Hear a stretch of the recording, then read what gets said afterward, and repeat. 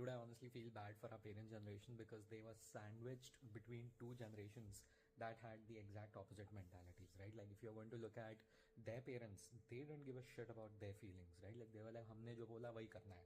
So our parents grew up at a time when they were children. They had no say in their lives. Like very few of them had any choice. Like most of them married the ones their parents chose for them. They worked where society told them you should be working. Like literally my father had to quit his private job because they are like, अगर तुम government में काम नहीं करोगे तो तुम्हें हम लड़की नहीं देंगे. Like, can you imagine how bad, like how ridiculous that sounds? But that was his reality. But then when these people became parents, okay, this completely changed. Okay, now these people had to deal with us, and we were like, freedom, you know, freedom of speech, my life, my rules. आप मुझे नहीं बोल सकते. I will only do what I feel like. And they're like, what the hell? So you kind of feel bad for that generation, right?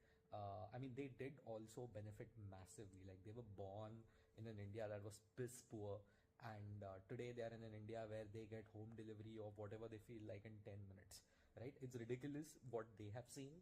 Like the range that they have seen in their life is crazy, but on a societal level, on a personal level, I'm sure, you know, they have my sympathies. There's been a lot of backlash.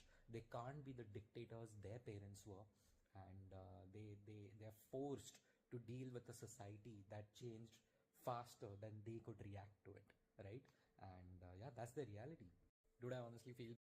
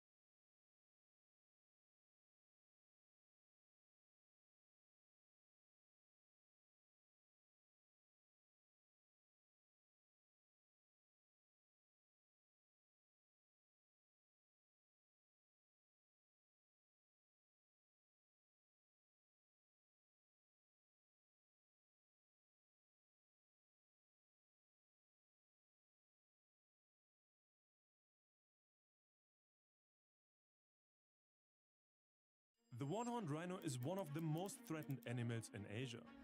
Most of them live in northern India. And data just revealed, not a single one was poached there in 2025. The European Union has just signed two of the biggest trade deals ever, with India and Mercosur. More than 2 billion people will benefit from lower prices. And that's not all. Insects have gained legal rights in Peru, protections for sharks and rays have been strengthened, and coal generation just reached a historic low thanks to clean energy. I'm Freddy, this is Good News, and here are the best good news stories of the month. Let's start with a clear trend. More people are surviving cancer than ever. About 1 in 5 people will get cancer at some point in their lives. But this disease has become far less deadly over the past decades. The 5-year survival rate for all cancers has just hit 70% for the first time ever. For context, it was only 50% in the mid-70s. This is really big news, as it's very unlikely for cancer to come back after surviving the first 5 years. The most lethal forms of cancer have taken the biggest hit. Let's take myeloma for example. In the 1990s, the 5-year survival rate was just 32%. Now, it has almost doubled to 62%. But if you Myeloma. think was impressive, let me tell you about liver cancer. In the Okay. same period, the survival rate has more than tripled, from 7 to 22%. Wait, does it sound good? More effective cancer treatment is one of the reasons it's fallen so low. Because of them, more late-stage cancer patients are surviving than ever before. Advances in cancer detection is another one. More patients know about their cancer earlier, giving them a better chance to defeat it. And finally, people are smoking a lot less than they used to. It's the main reason lung cancer deaths have fallen by around 50% since 1991. I mean, just look at this red line. It's insane. I don't think I've ever seen such a clear demonstration of the negative effects of smoking. 4.8 million cancer deaths have been prevented since 1991 because of these trends. All in all, this is a massive blow for cancer. Let's shift our focus to the animal world. Because in 2025, 0 rhinos were killed in India's largest rhino sanctuary. The greater one-horned rhino is the largest rhino in Asia. This beefy creature weighs about the same as this SUV. The fact that they still exist today is one of the greatest conservation stories of all time. 600 years ago, about 450,000 of them lived in northern India. But in the 19th and 20th centuries, they were nearly hunted to extinction. British and Indian elites nearly wiped them out for sport. And more recently, they have been targeted for their valuable horns. Apparently, these horns are an important ingredient in traditional Chinese medicine, and they are used as a status symbol to show power and wealth. Ridiculous. So, by 1975, there were only 600 left. This was about the same time that India created this national park in Assam state, where about 2/3 of their population live. Since the 80s, their population has risen by around 170%. Now there are over 4,000 in the wild. And the good news keeps coming. In 2025, the governor of Assam reported 0 deaths from illegal hunting across the state. This only happened once before, in 2022. Authorities stepped up efforts to target poachers, resulting in 42 arrests. The criminals were caught because of drone surveillance, better patrolling, and intelligence sharing. Plus, greater cooperation with local communities also contributed. And now to another uplifting story. Amazonian bees have become the first insects in the world to gain legal rights. Rights of Nature is one of the world's fastest growing environmental movements. It believes that all animals and ecosystems should have a right to exist. If rivers, trees, and animals have legal rights like humans, they will be much more protected. It's basically like human rights, but for nature. In 2017, a river in New Zealand became the first river with legal personhood. Then in 2021, the same thing happened to a forest in Ecuador to protect it from mining. In 2022, Ecuador also became the first country to give legal protection to all wild animals. Then the next year, Panama gave them to sea turtles. But so far, insects have been left out. Until now. 175 species of stingless bee in Peru have become the first insects to get legal rights. And yes, you heard that right. Some bees don't actually sting you. They bite you with tiny teeth instead.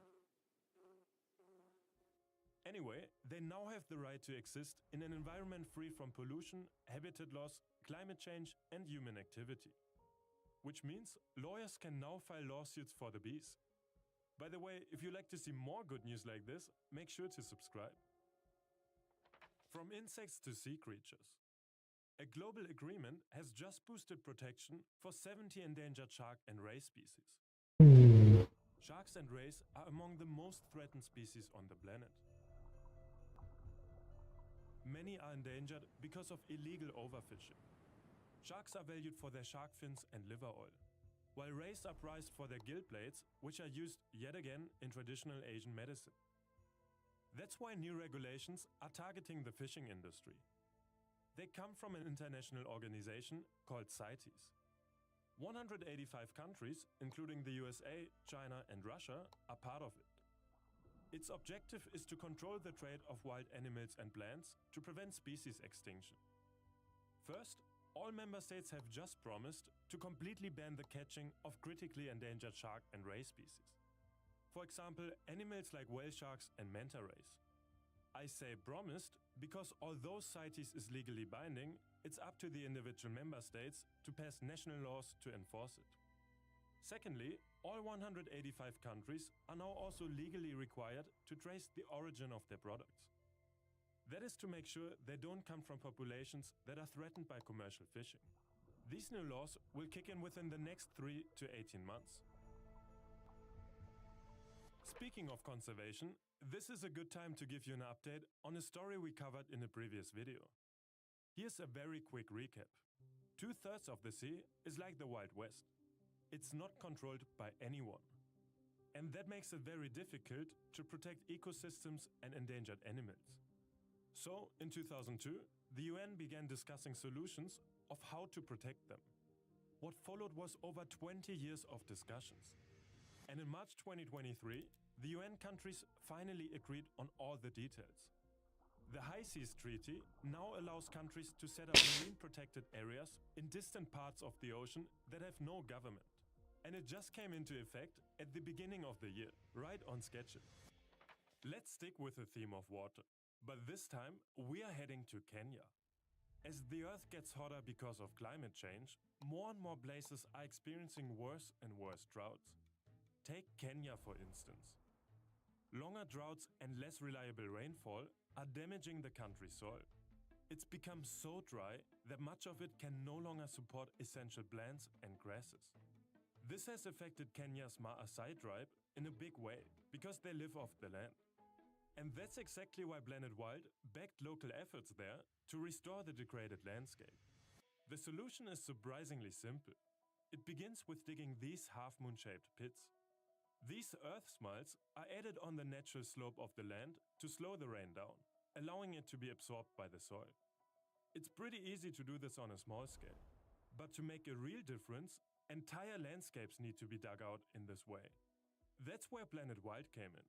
With their funding, 8,000 earth smiles were created over an area that's equivalent to 150 football pitches. And this is just one of Planet Wild's projects. Planet Wild is a community-based nature protection organization. Each month, their community of over 20,000 people funds a new mission to bring back endangered species, clean up oceans, or rescue ecosystems. And the best thing, you can see the results of these missions right here on YouTube. Every month, they upload a video showing the amazing things the community contributions have done for the planet. It's like crowdfunding, but for nature. And after reading all of your nice comments, it seems like you guys really like them as well. As I said, we literally could not ask for more. And that is why we are already members ourselves. So, if you want to make a difference, check out Planet Wild. The first 100 people that use our code GOOD3 get their first month completely free. You can scan the QR code on screen or just click the link in the description. And don't worry, you can cancel anytime. You will see your impact in less than 30 days here on YouTube. If you want to see them in action first, check out their mission in Kenya with the link in the description. And now, big things are happening in the world economy because the European Union and Mercosur have just signed a historic agreement. Mercosur is a trade partnership from South America founded in 1991. Argentina, Brazil, Paraguay, and Uruguay are the founding members. They all signed up because they want to make it easier to trade with each other. This is called free trade. Mercosur countries act together as one when they negotiate with other trading partners. And one of these partners is the European Union. In 2000, the EU and Mercosur began free trade discussions. But these talks soon broke down in 2004. The European Union wanted to protect its farmers from cheaper agricultural products from South America. So, importing these products into the EU stayed expensive. This is called an import tax or tariff. I always say tariffs is the most beautiful word to me in the dictionary. You probably know what tariffs are at this point. On the other side, the Mercosur countries wanted to protect their manufacturing industries. With both sides refusing to change their positions, talks went nowhere. Things changed in 2016. Brazil and Argentina gave up on demands that had been blocking progress. Although both parties agreed on terms in June 2019, the deal was never formally signed because of concerns over weak environmental protections. Then, in 2024, this orange guy won the US election and started screaming about more and more tariffs. States will implement reciprocal tariffs on other nations. So, the EU and Mercosur accelerated their talks. And in January this year, this free trade agreement was finally signed after more than 25 years. 90% of tariffs will be eliminated between the two partners. Analysts predict EU exports will grow by 39% as a result. cars, machinery, chemicals, clothing, soft drinks, and alcohol are just some of the products affected.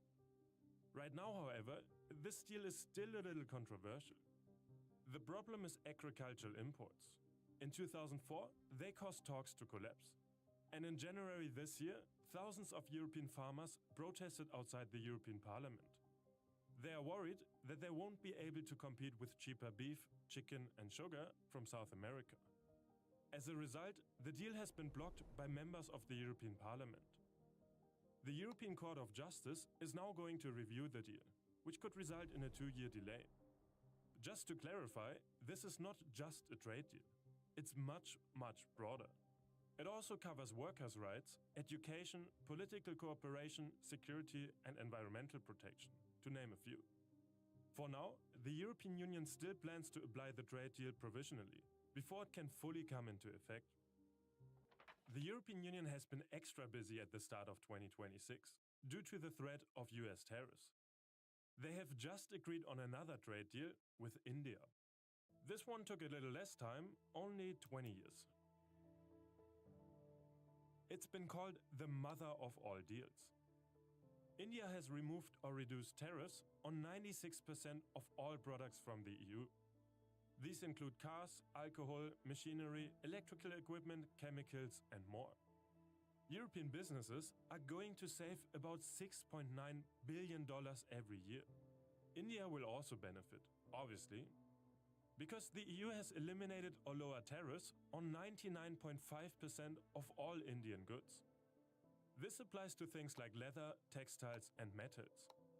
Like the Mercosur EU deal, they have also agreed to enhance cooperation in other sectors like defense and security. The official signing should come later this year. It could affect up to 2 billion people and 2/3 of global trade. So it's a pretty big deal. As always, we will keep you updated. To Australia now, which has made its gun laws much stricter. In December last year, 2 armed men launched an attack on Bondi Beach. Just over a month later, Australia strengthened its gun laws. They have stopped importing a range of guns, ammo, and weapon modifications. Weapons that use belt-fed ammunition, magazines with more than 30 rounds, silencers, and speed loaders will no longer be available for sale. A variety of powerful firearms will also no longer be accessible to the general public. Many of these freshly banned guns will be taken off the streets by a buyback scheme. They will be purchased by the government and destroyed.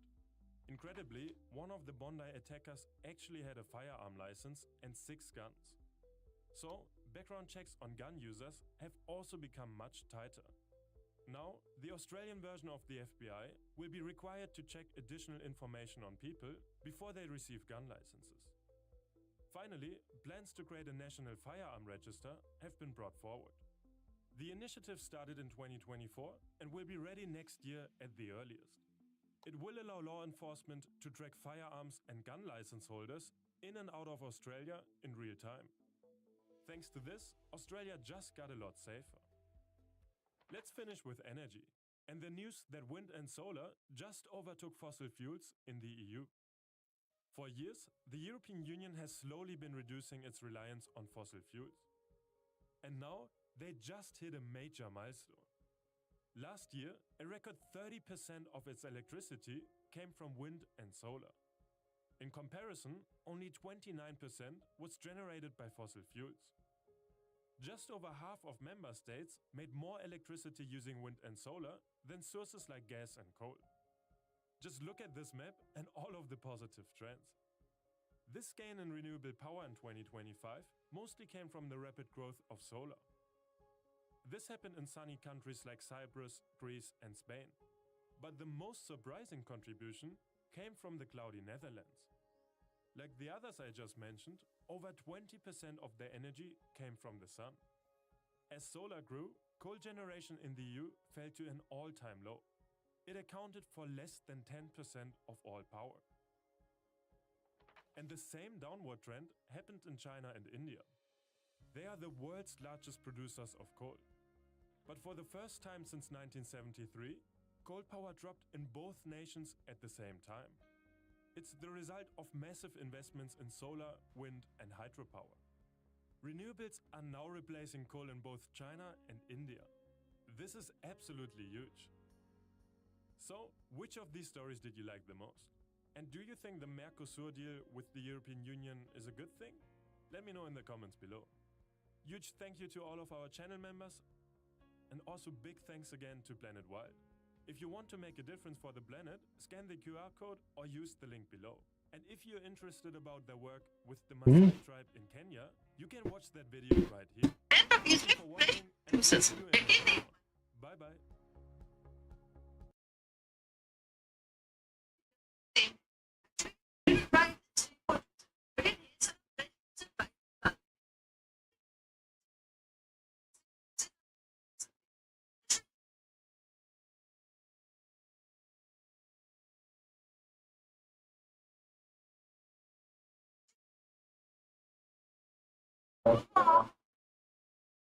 बहुत गड़बड़ लगता है मतलब किस तरह से लोग दूध देना I have tried this they use stele food सबको लगा ही था बताओ साल था जब इतना कम होता तो मतलब गड़बड़ है वो सबसे दूर होना चाहिए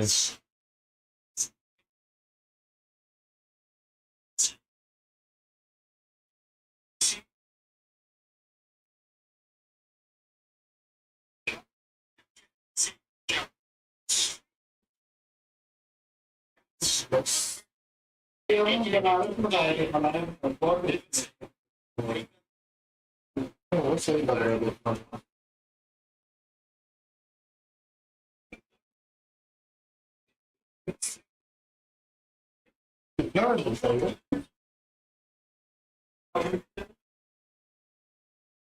कितना मिलता है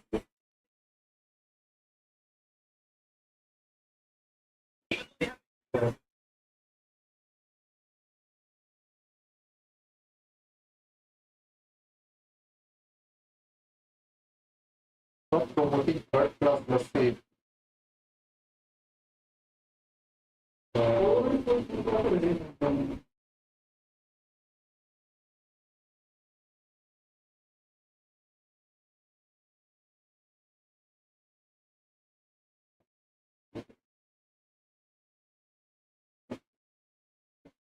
sweet flavored lassi yeah sweet flavored lassi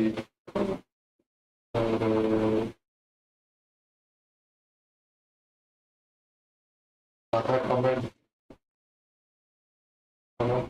खुद के दे रहे होंगे दूध वाला लस्सी मुश्किल प्रोजेक्ट ये तो छोड़ा सा they just play rather buy another lassi for $40 because the spoonful of it tastes sour and sometimes even tastes even more.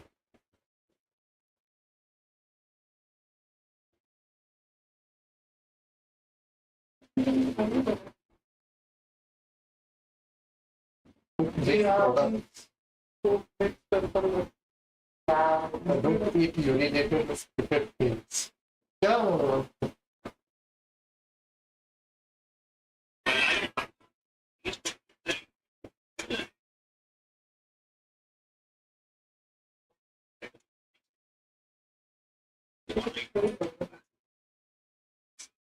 हमको लगता है कोई नॉर्मल दुकान पे बाहर में ना वही खाना ठीक है जो इन्फ्लुएंसर से प्रमोट किया है ना वो सब छोड़ो पैसा दे के दिखाता होगा ये दुकान में आ जाए बहुत सही चीज देता है लेकिन एक्चुअली में सही चीज नहीं होता तो ये छोड़ो खाना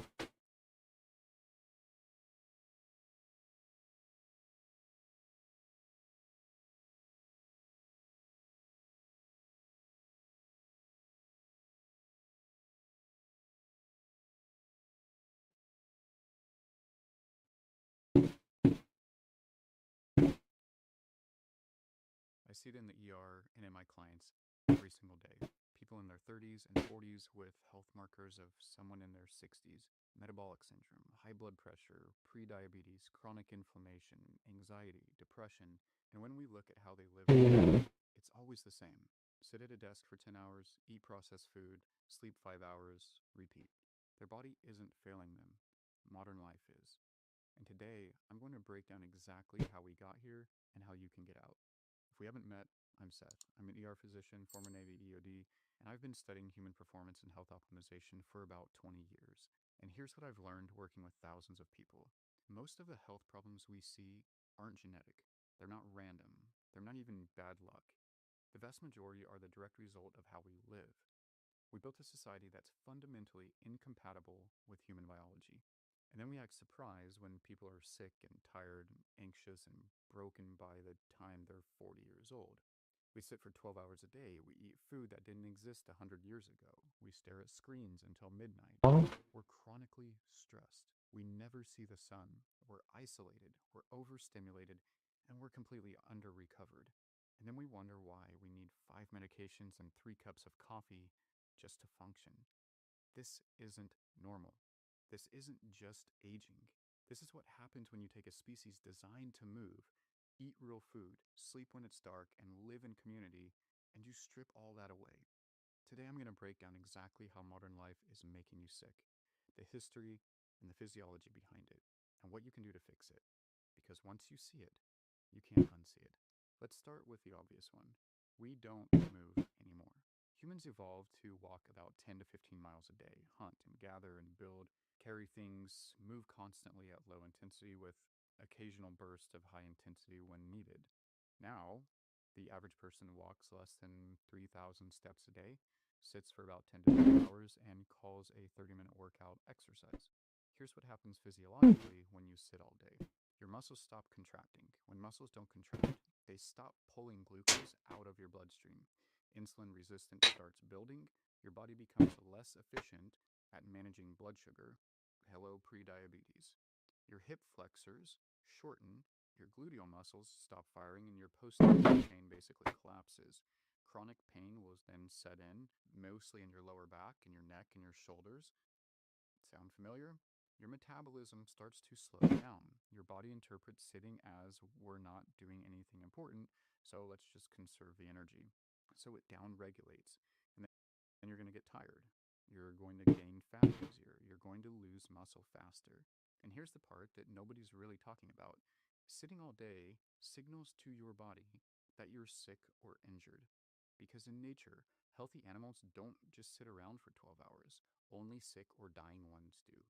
So your body starts operating like you're in survival mode. Your inflammation goes up, your recovery goes down, and your stress hormones stay elevated constantly. You're not designed to sit. And your body references and for your one brain sequence, know there that. will be a common Really quick though, denominator. the That data is on YouTube shows that 75% of people watching are not subscribed to the channel. If you enjoy this content, please do us both a favor and hit the subscribe button right now so I can keep putting out this information and you can get notified when new videos drop. It takes 1 second, no downside. I appreciate you. Problem number 2, we eat garbage. For 99% of human history, we ate animals, plants, tubers, whatever we could hunt or gather, basically. Meats and vegetables and fruits and nuts and seeds and basically just real food. Now, the average person gets about 60% of their calories from processed foods that didn't exist 100 years ago. Seed oils, refined sugars, artificial flavors, preservatives, emulsifiers, lab-created garbage engineered to be as addictive as possible. And your body has no idea what to do with it. Here's what happens when you eat ultra-processed food. Your blood sugar spikes, insulin surges, and your body stores fat. Then your blood sugar crashes, you get hungry again an hour later, cravings kick in, you eat more processed food, and the cycle just repeats. Chronic inflammation sets in because your immune system sees these artificial ingredients as foreign invaders. So it constantly is in this attack mode. Inflammation is everywhere throughout your body. Joint pain, brain fog, fatigue, autoimmune issues. Your gut microbiome gets destroyed. The bacteria in your gut that helps digest food and regulate mood and support immune function, they can't survive on this processed garbage food, so they start to die off. And the bad bacteria that thrive on sugar and seed oils, they take over.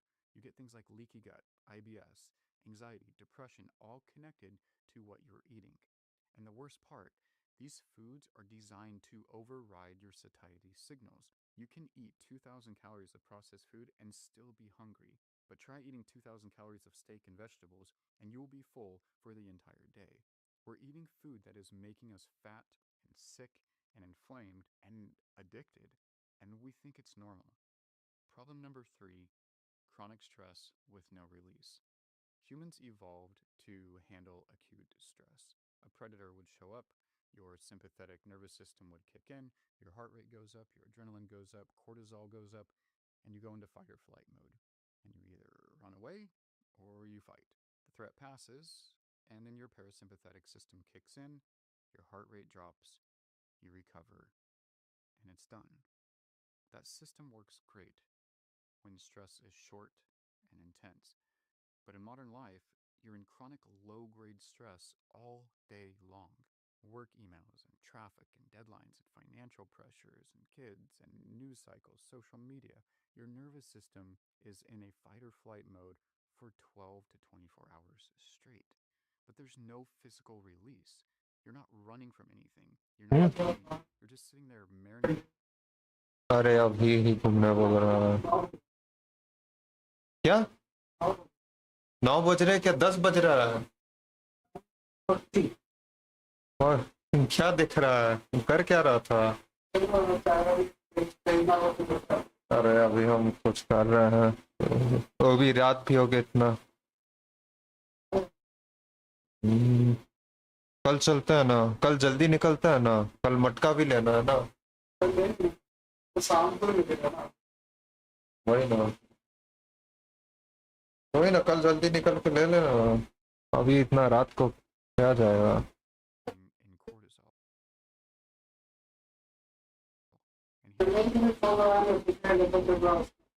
क्या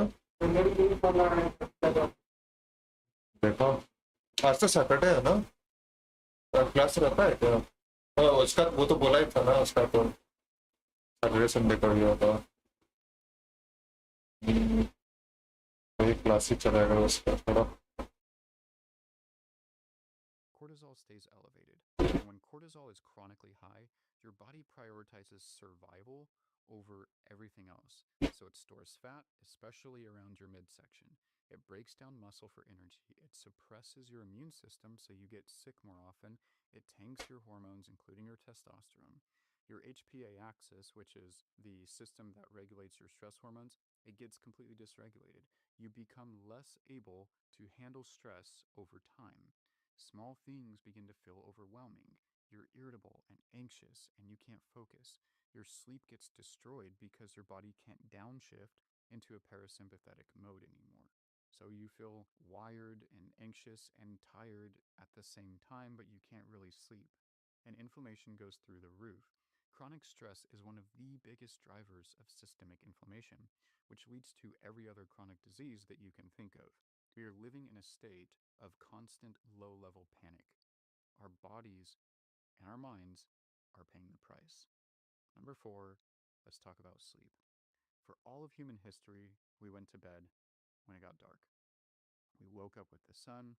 Our circadian rhythm was locked with natural light cycles. Now, we stare at blue light screens until midnight. We drink caffeine at 4 p.m. We sleep in rooms that aren't dark. We wake up to alarms before the sun rises. And then we wonder why we're dysregulated and exhausted. So here's what happens when you don't sleep. Your body can't repair itself. Deep sleep is when your body clears metabolic waste from your brain, rebuilds damaged tissues, and consolidates your memories. No deep sleep, no recovery. Your hormones tank.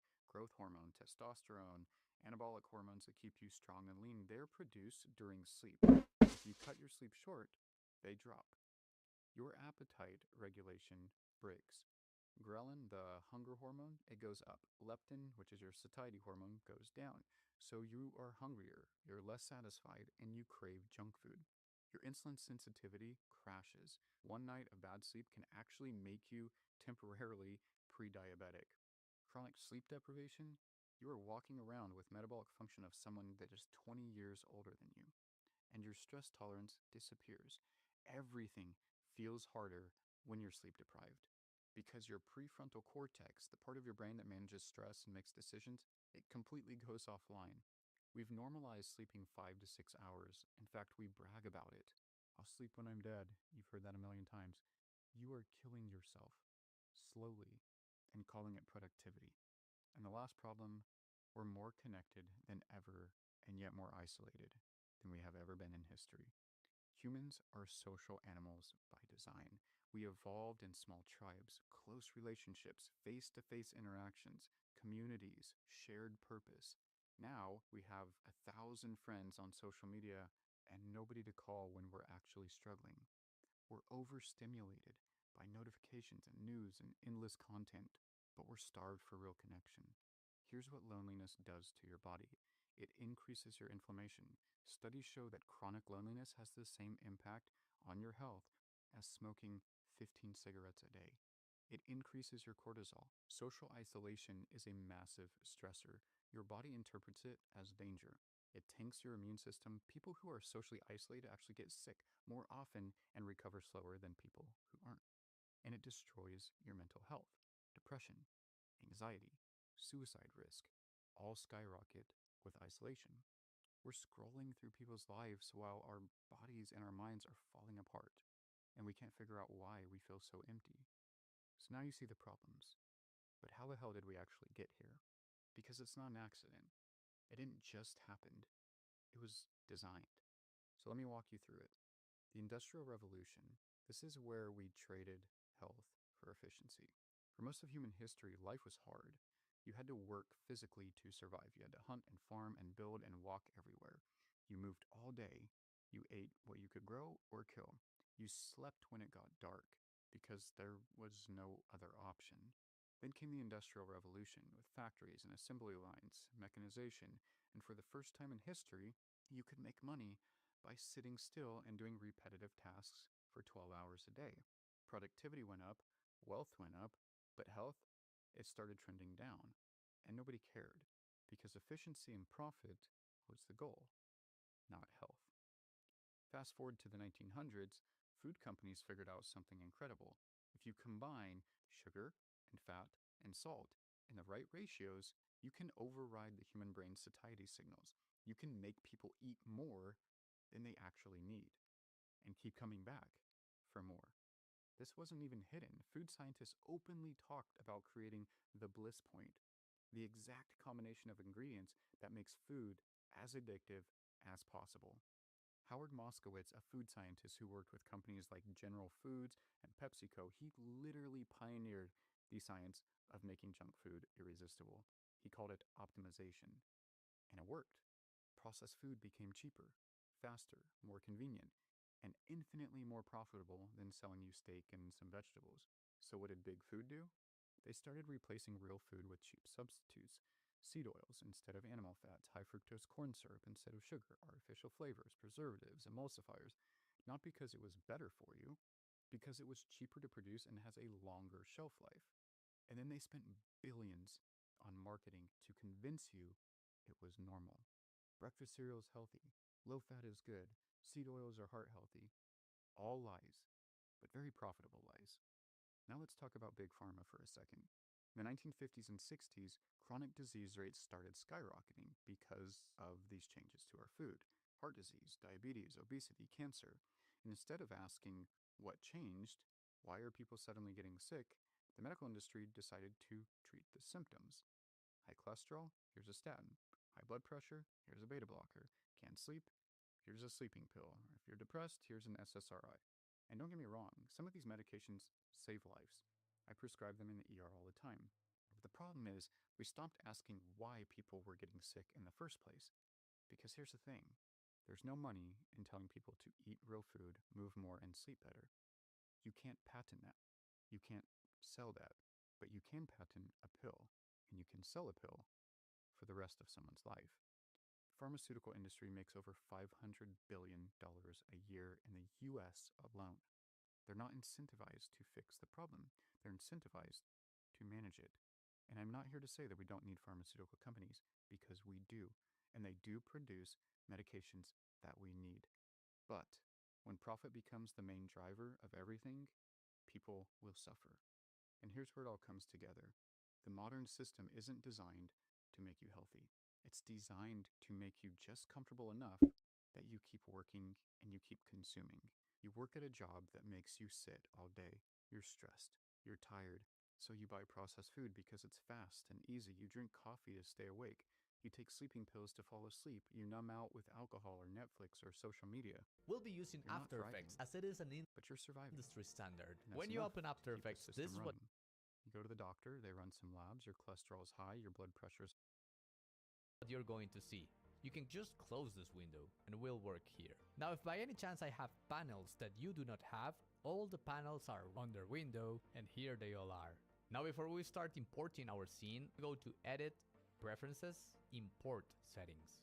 In here, you want to set at what frames per second the program should import every single image sequence. I have it at 24 since it's an industry standard, and that's what I would recommend you to do too.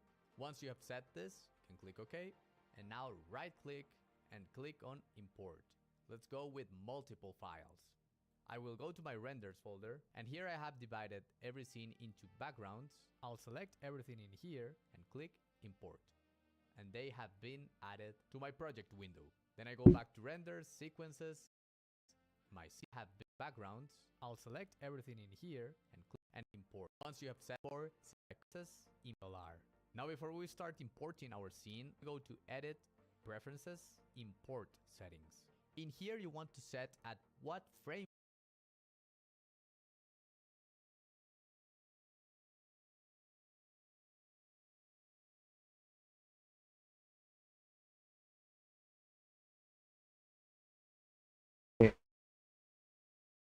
per second the program should import every single image sequence. I have it at 24 since it's an industry standard, and that's what I would recommend you to do too. Once you have set this, you can click OK, and now right click and click on Import. Okay, I remember now. Import file animation back.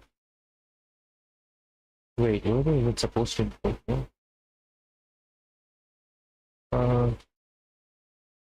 Animation sequence not available. Okay. Targa sequence. Straight unmattered. What are we gonna use that? Okay, you know what? It's gonna be unmattered. Now let me import one more Targa sequence. Yep, this is the one. 1 to 25. Import background. Let's go.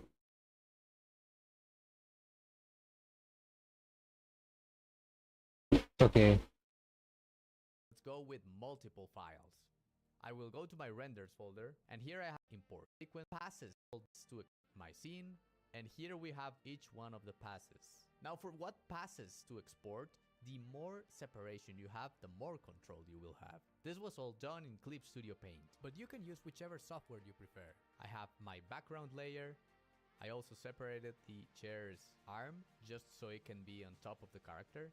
And I have an animation folder for each of the passes that I need. My line art pass, then I have my color pass, and finally I have her hair. I only painted the pink color because we will do the gradient inside of After Effects. I also painted a shadows pass, and one detail I want you to see is the shadows that are on top of her skin I painted with a different color. You don't really need to do this, but I like doing it as it adds a little more warmth. I see some artists who paint the shadows one frame after the other, but what I recommend is you actually animate the shadow guidelines while you're cleaning up your keyframes. That way they will stay more consistent. Now to export, I need to remember to turn off whatever background we have until it's completely transparent and leave only the layers for the pass that I'm exporting. For example, the line art. You want to export your character animation as a PNG sequence with transparency. PNG files are great as they not only have transparency, but also a great balance between quality and size. So let's say I want to import the line art. I can click on any of this, and we have our sequence options. And it's forcing it to import from the first image to the last number that has that same name. Just click import, and it just imported the entire image sequence of that pass. So we will do that for each one of this. Click on done. If it's a short animation and you want to... I'm sure.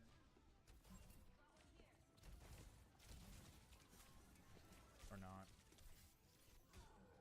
Or she's just literally holding on the cart.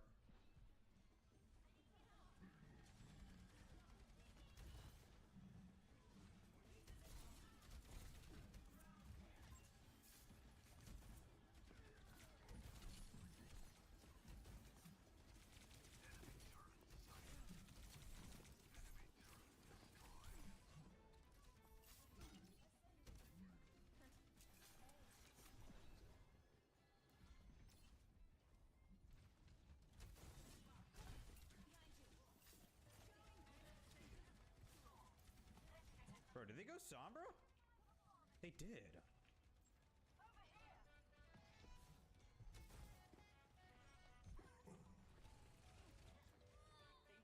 This is such a weird match. What am I playing, bro?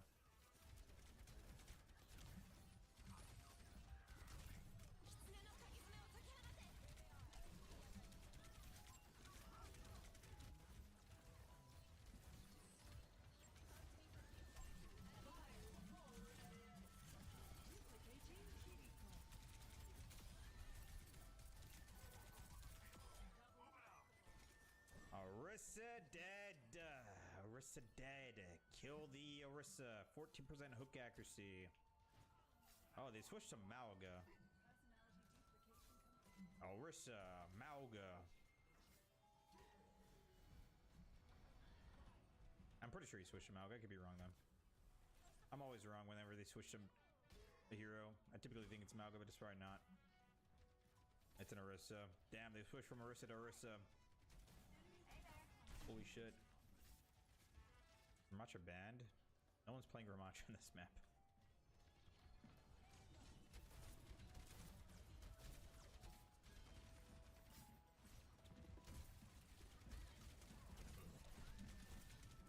You know what I noticed? There's like no dedicated ramp. Wait, no, there is. Nemesis.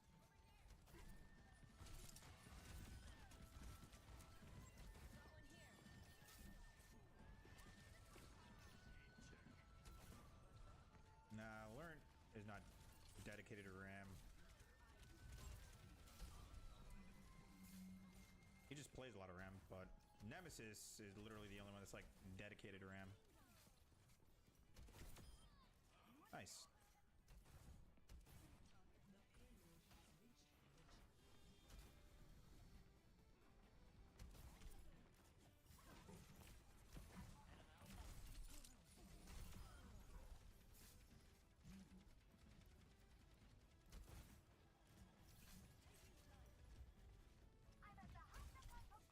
I'm shaking. Who are they win trading for? What?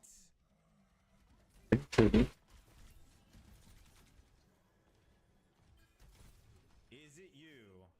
I'm win trading live on stream.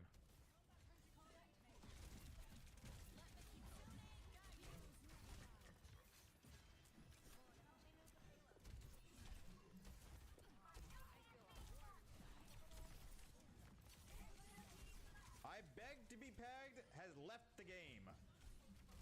They do not want to participate in this match of Overwatch anymore. Hey, dude. Nah. Where the fuck do you think you're going? Oh. Oh, right. She has the bruiser passive. She just goes so fast.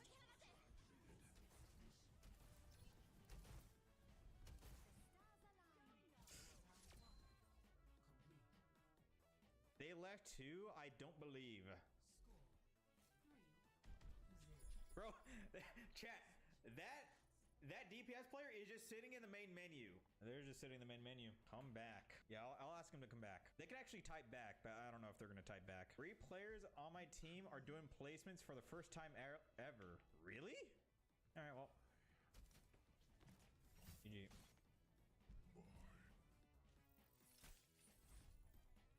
Wait, what? We're gonna type back. 3 players on my team are doing placements for the first time ever. Really? All right, well. GG.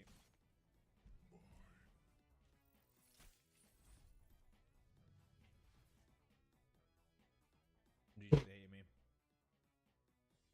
2 hog bans in a row. You live from Alga? Do you now? Just average mass chat from Overwatch players. Wait, it's like banning what?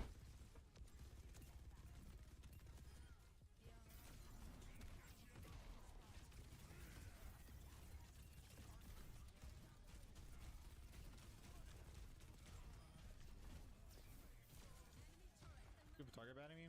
I think they're just banning Hog.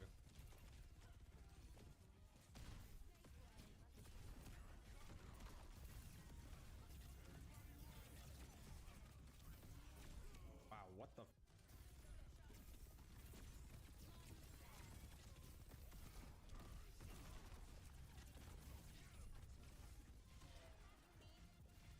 I'm just not gonna go for it. Maybe I should have. Maybe I should have.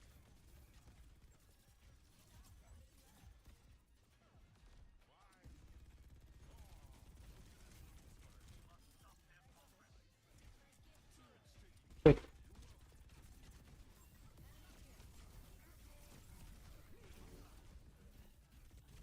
Holy shit. Nice, bro. My Kiri's insane. Damn. Lamau. Really satisfying.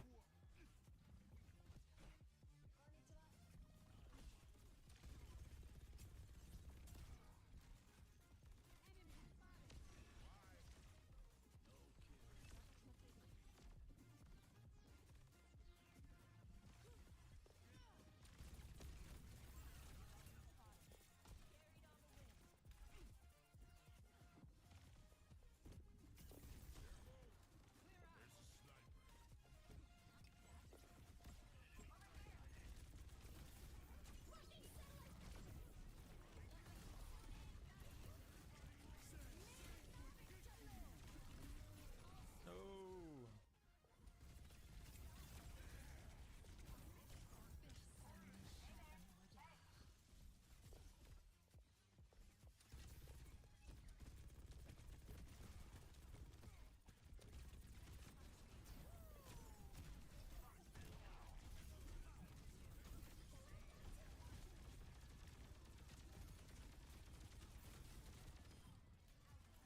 Alright, nice. Yeah, I don't know how that Widow is even remotely winning this game. But they're just there for like moral support, you know? Maybe that's all that counts.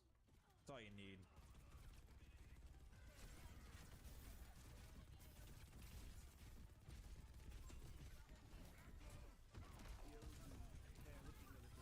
Bro. Really? Maybe I could have killed. She was like actually one.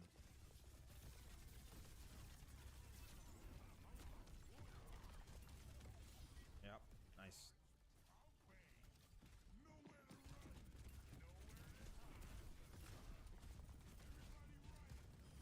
Okay, I got a GTFO.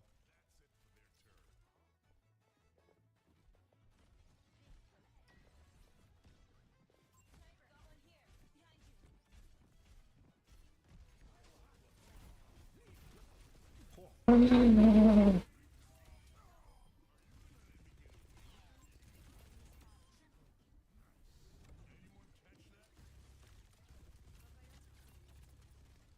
a Dominus still alive.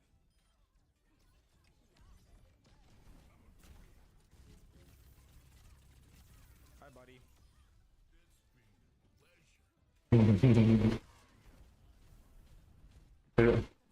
Level 211, that's actually insane, man.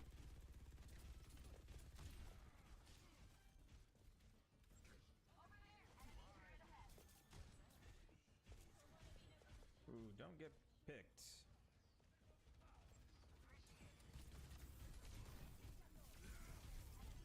I'm just dead here. I don't have a sprint to get out.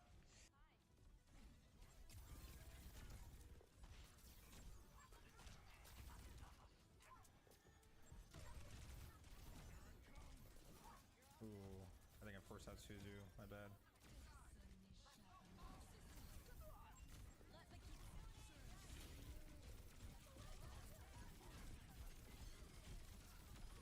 Oh my god. Me, dude. Oh my. Oh my.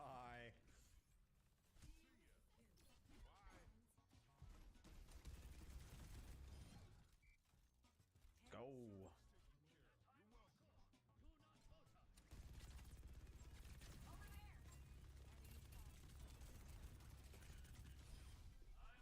Nice. Nice, nice, nice. What are you trying to do, bro?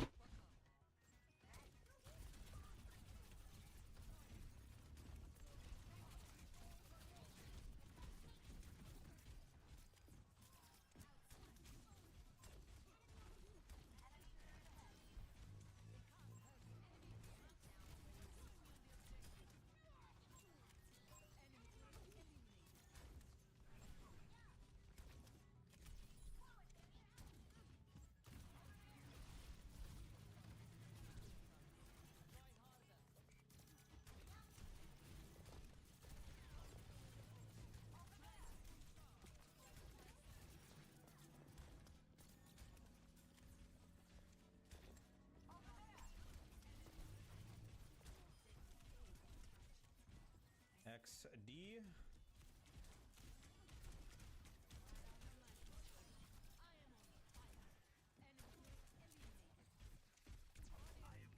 I will say, I probably do have to avoid their Widow.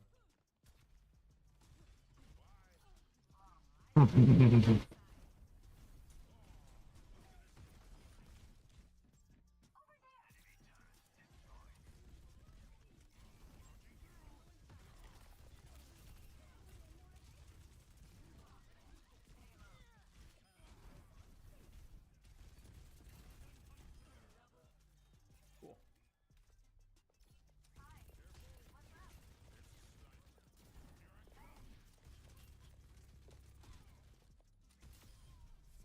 And GG.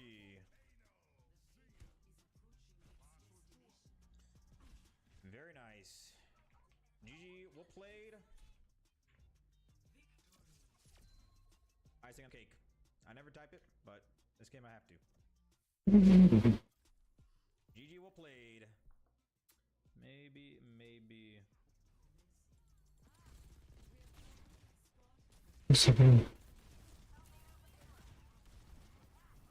My cat just died like that, I guess.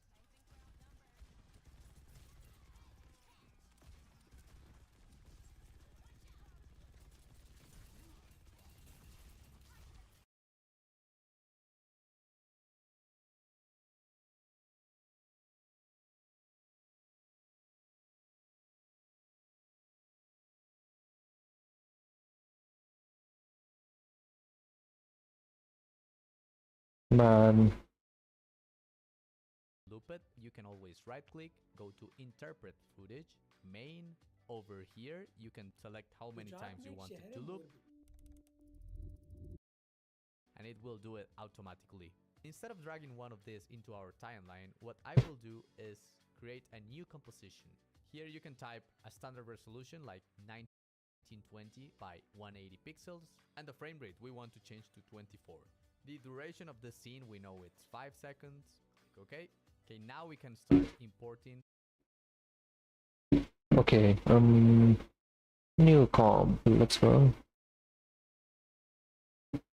How long is this by the way?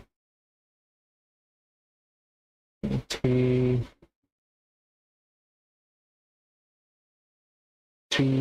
who's a 12, 3, 6, 73, 72, 74. Yeah, it's 76. 76. Yep.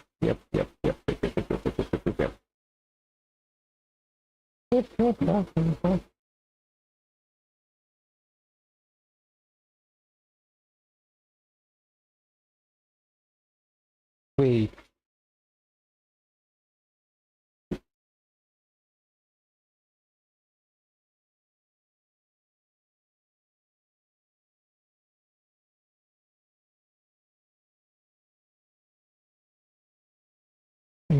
Okay. Wait. Why is it like?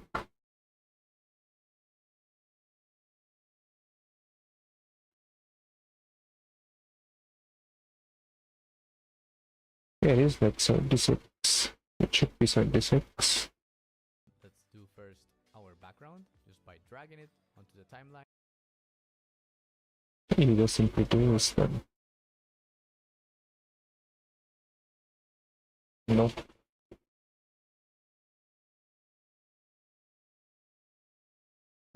Background on top. Okay. Then this one will be here. Wait.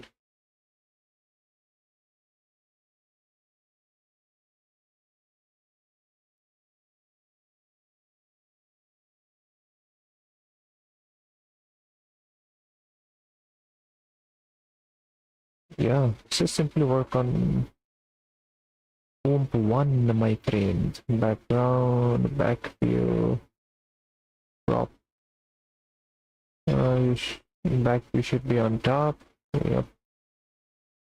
Good enough. Wait. And then our character.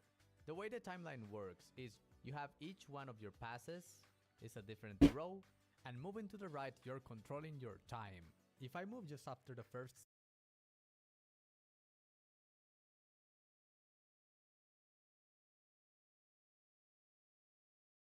Um,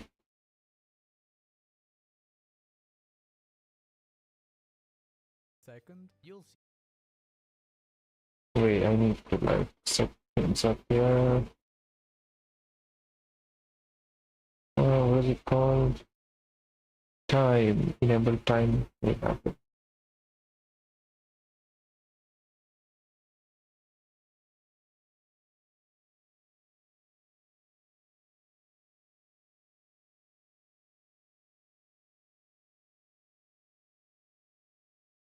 Much better.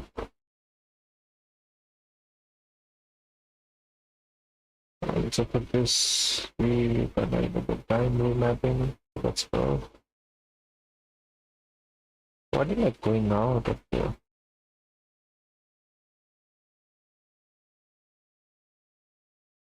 Oh shit. This one also I should be trying. Where is it even going? I have no idea.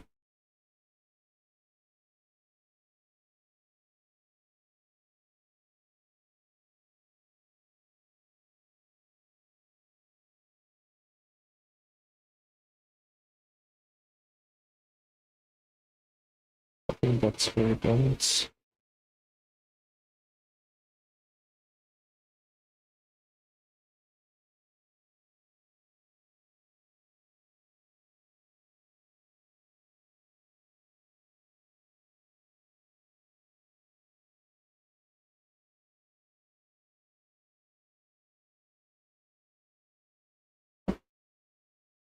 Much better.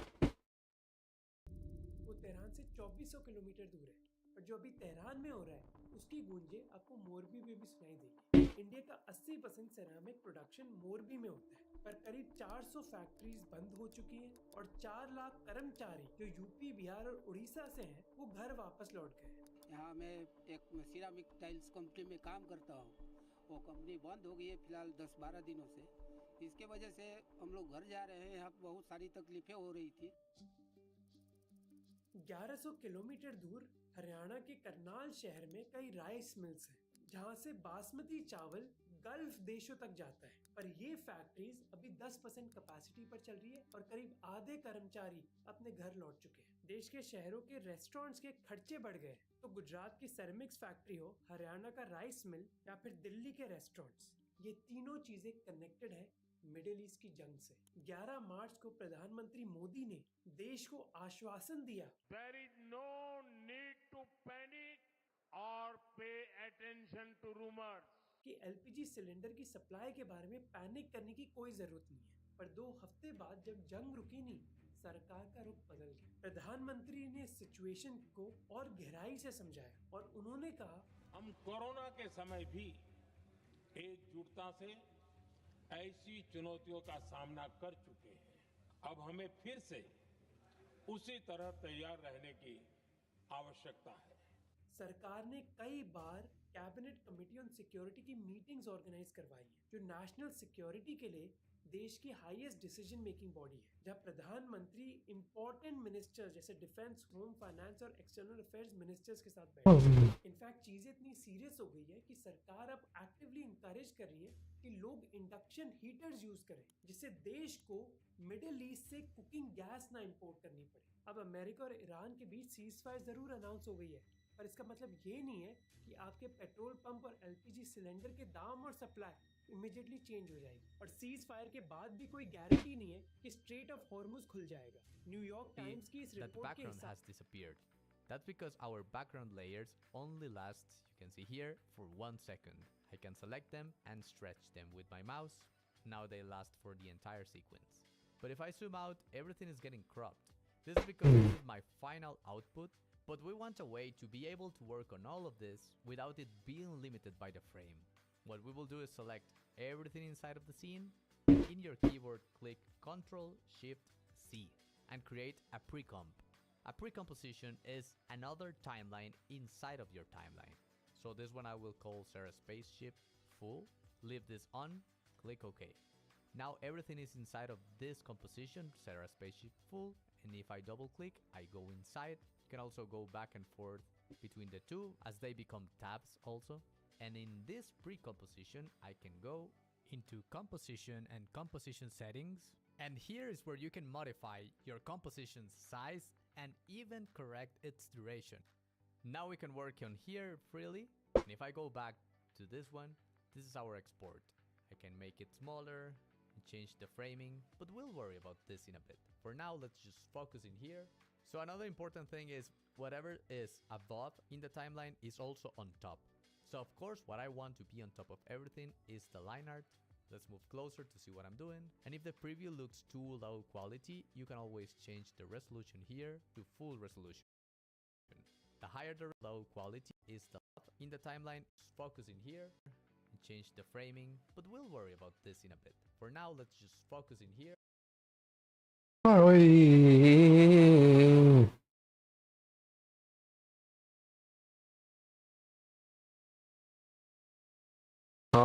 Green screen.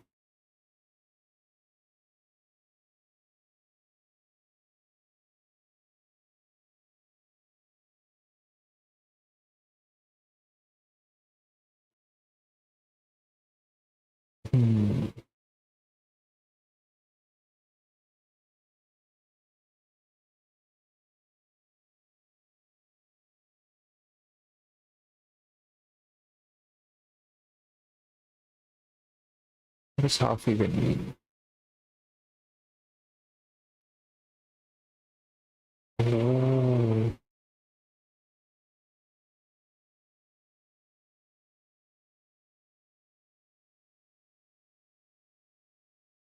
Wait, why is it like?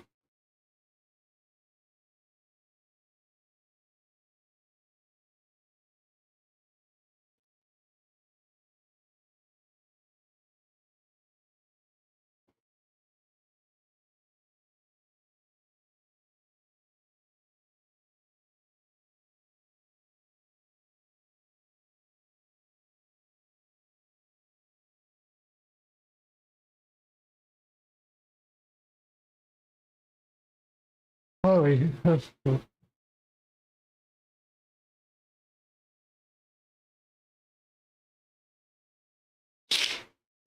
oh my gosh. आपसे Iran को खुद नहीं पता कि उनके mines कहाँ हैं, जिस वजह से स्ट्रेट को खोलना इतना आसान नहीं है। इस जंग का आपकी जिंदगी के हर पहलू पर असर होगा कि आपकी प्लेट पर कौन सा खाना होगा, वो कौन से फ्यूल से बनेगा, आप कौन सी गाड़ी चलाओगे और कौन सी दवाइयाँ आप खरीद पाओगे। और आप इस सिचुएशन के तभी तैयार हो पाओगे जब आप इस सिचुएशन को समझोगे। And this is my detailed video कि मिडिल ईस्ट की वॉर का आपकी जिंदगी पर क्या इम्पैक्ट पड़ने वाला है। अब आगे बढ़ने से पहले I just want to talk about today's sponsor, which is also about energy, just different type of energy, focus and concentration. Reels, short form content और नोटिफिकेशंस की वजह से एक एवरेज इंसान का फोकस टाइम सिर्फ 47 सेकंड्स रह गया है। इंपॉर्टेंट मीटिंग में ब्लैंक हो जाना, एक पैराग्राफ बार बार पढ़ते रहना, दुनिया का हर तीसरा इंसान इस प्रॉब्लम से गुजर रहा है and we have just assume that this is normal. कई लोग इसे कॉफी या फिर एनर्जी ड्रिंक से सॉल्व करते हैं, but that gives you temporary spike in energy. Scientifically जब आप कॉफीन को नेचुरल अमीनो एसिड जैसे एल्थनीन के साथ कंबाइन करते हो तो बिना किसी एंजाइटी या क्रैश के आपको काम और स्टेबल फोकस मिलता है। And this is the exact science that Kent and Ryan used to build their company Neurogum. हर पीस में 40 मिलीग्राम नेचुरल कैफीन है और 16 मिलीग्राम एल्थनीन है। MIT के brain and cognitive sciences department की एक स्टडी में पाया गया कि न्यूरो यूज करने वाले अप टू 21% फास्टर फोकस कर पाते हैं। The neuro gum is great because I'll chew a couple pieces of neuro gum before I do stand up, before I do different things where I have to really think clearly. US में successful होने के बाद now this is also available in India. Now personally, good sleep, good food and good exercise are the best things for your focus. But in case for whatever reason those things are not working out and you need supplements for extra boost, please check them out. Description में link है। सबसे बड़ा impact पड़ेगा हमारे energy sector पर। एक बात जो आपको समझनी पड़ेगी कि हमारा देश जो एनर्जी कंज्यूम करता है उसका बहुत ही हम कम भाग प्रोड्यूस करते हैं। क्रूड ऑयल की बात करें तो 88% वो इंपोर्ट होता है, LPG 60% और नेचुरल गैस 45%। और इन तीनों चीज़ों का एक बहुत बड़ा भाग गल्फ से आता है। इस चीज़ की गहराई समझने के लिए हम अपने आप को दूसरे देशों से भी कंपेयर कर सकते हैं। यूनाइटेड स्टेट्स और चाइना के बाद इंडिया दुनिया का 3rd लार्जेस्ट ऑयल इंपोर्टर है। हमारे हर साल का ऑयल इंपोर्ट बिल करीब 130 to 150 बिलियन डॉलर होता है। हमारी डिफेंस स्पेंडिंग से ज्यादा हर साल हम इस तेल इंपोर्ट करने पर खर्च करते हैं। पर इस सिचुएशन को समझने से पहले हमें थोड़ी बेसिक अंडरस्टैंडिंग होनी चाहिए कि ये पेट्रोल, डीजल और नेचुरल गैस एक्चुअली होती क्या है और कहाँ से आती है। हमारी स्टार्टिंग होती है क्रूड ऑयल से, जो बहुत ही थिक डार्क लिक्विड है जो आपको धरती की गहराई में मिलता है। अपने आप में क्रूड ऑयल का कोई यूज नहीं है, पर इसको रिफाइन करके हमें ऐसे कई प्रोडक्ट्स मिलते हैं जो हम अपनी इकोनॉमी में यूज कर पाते हैं।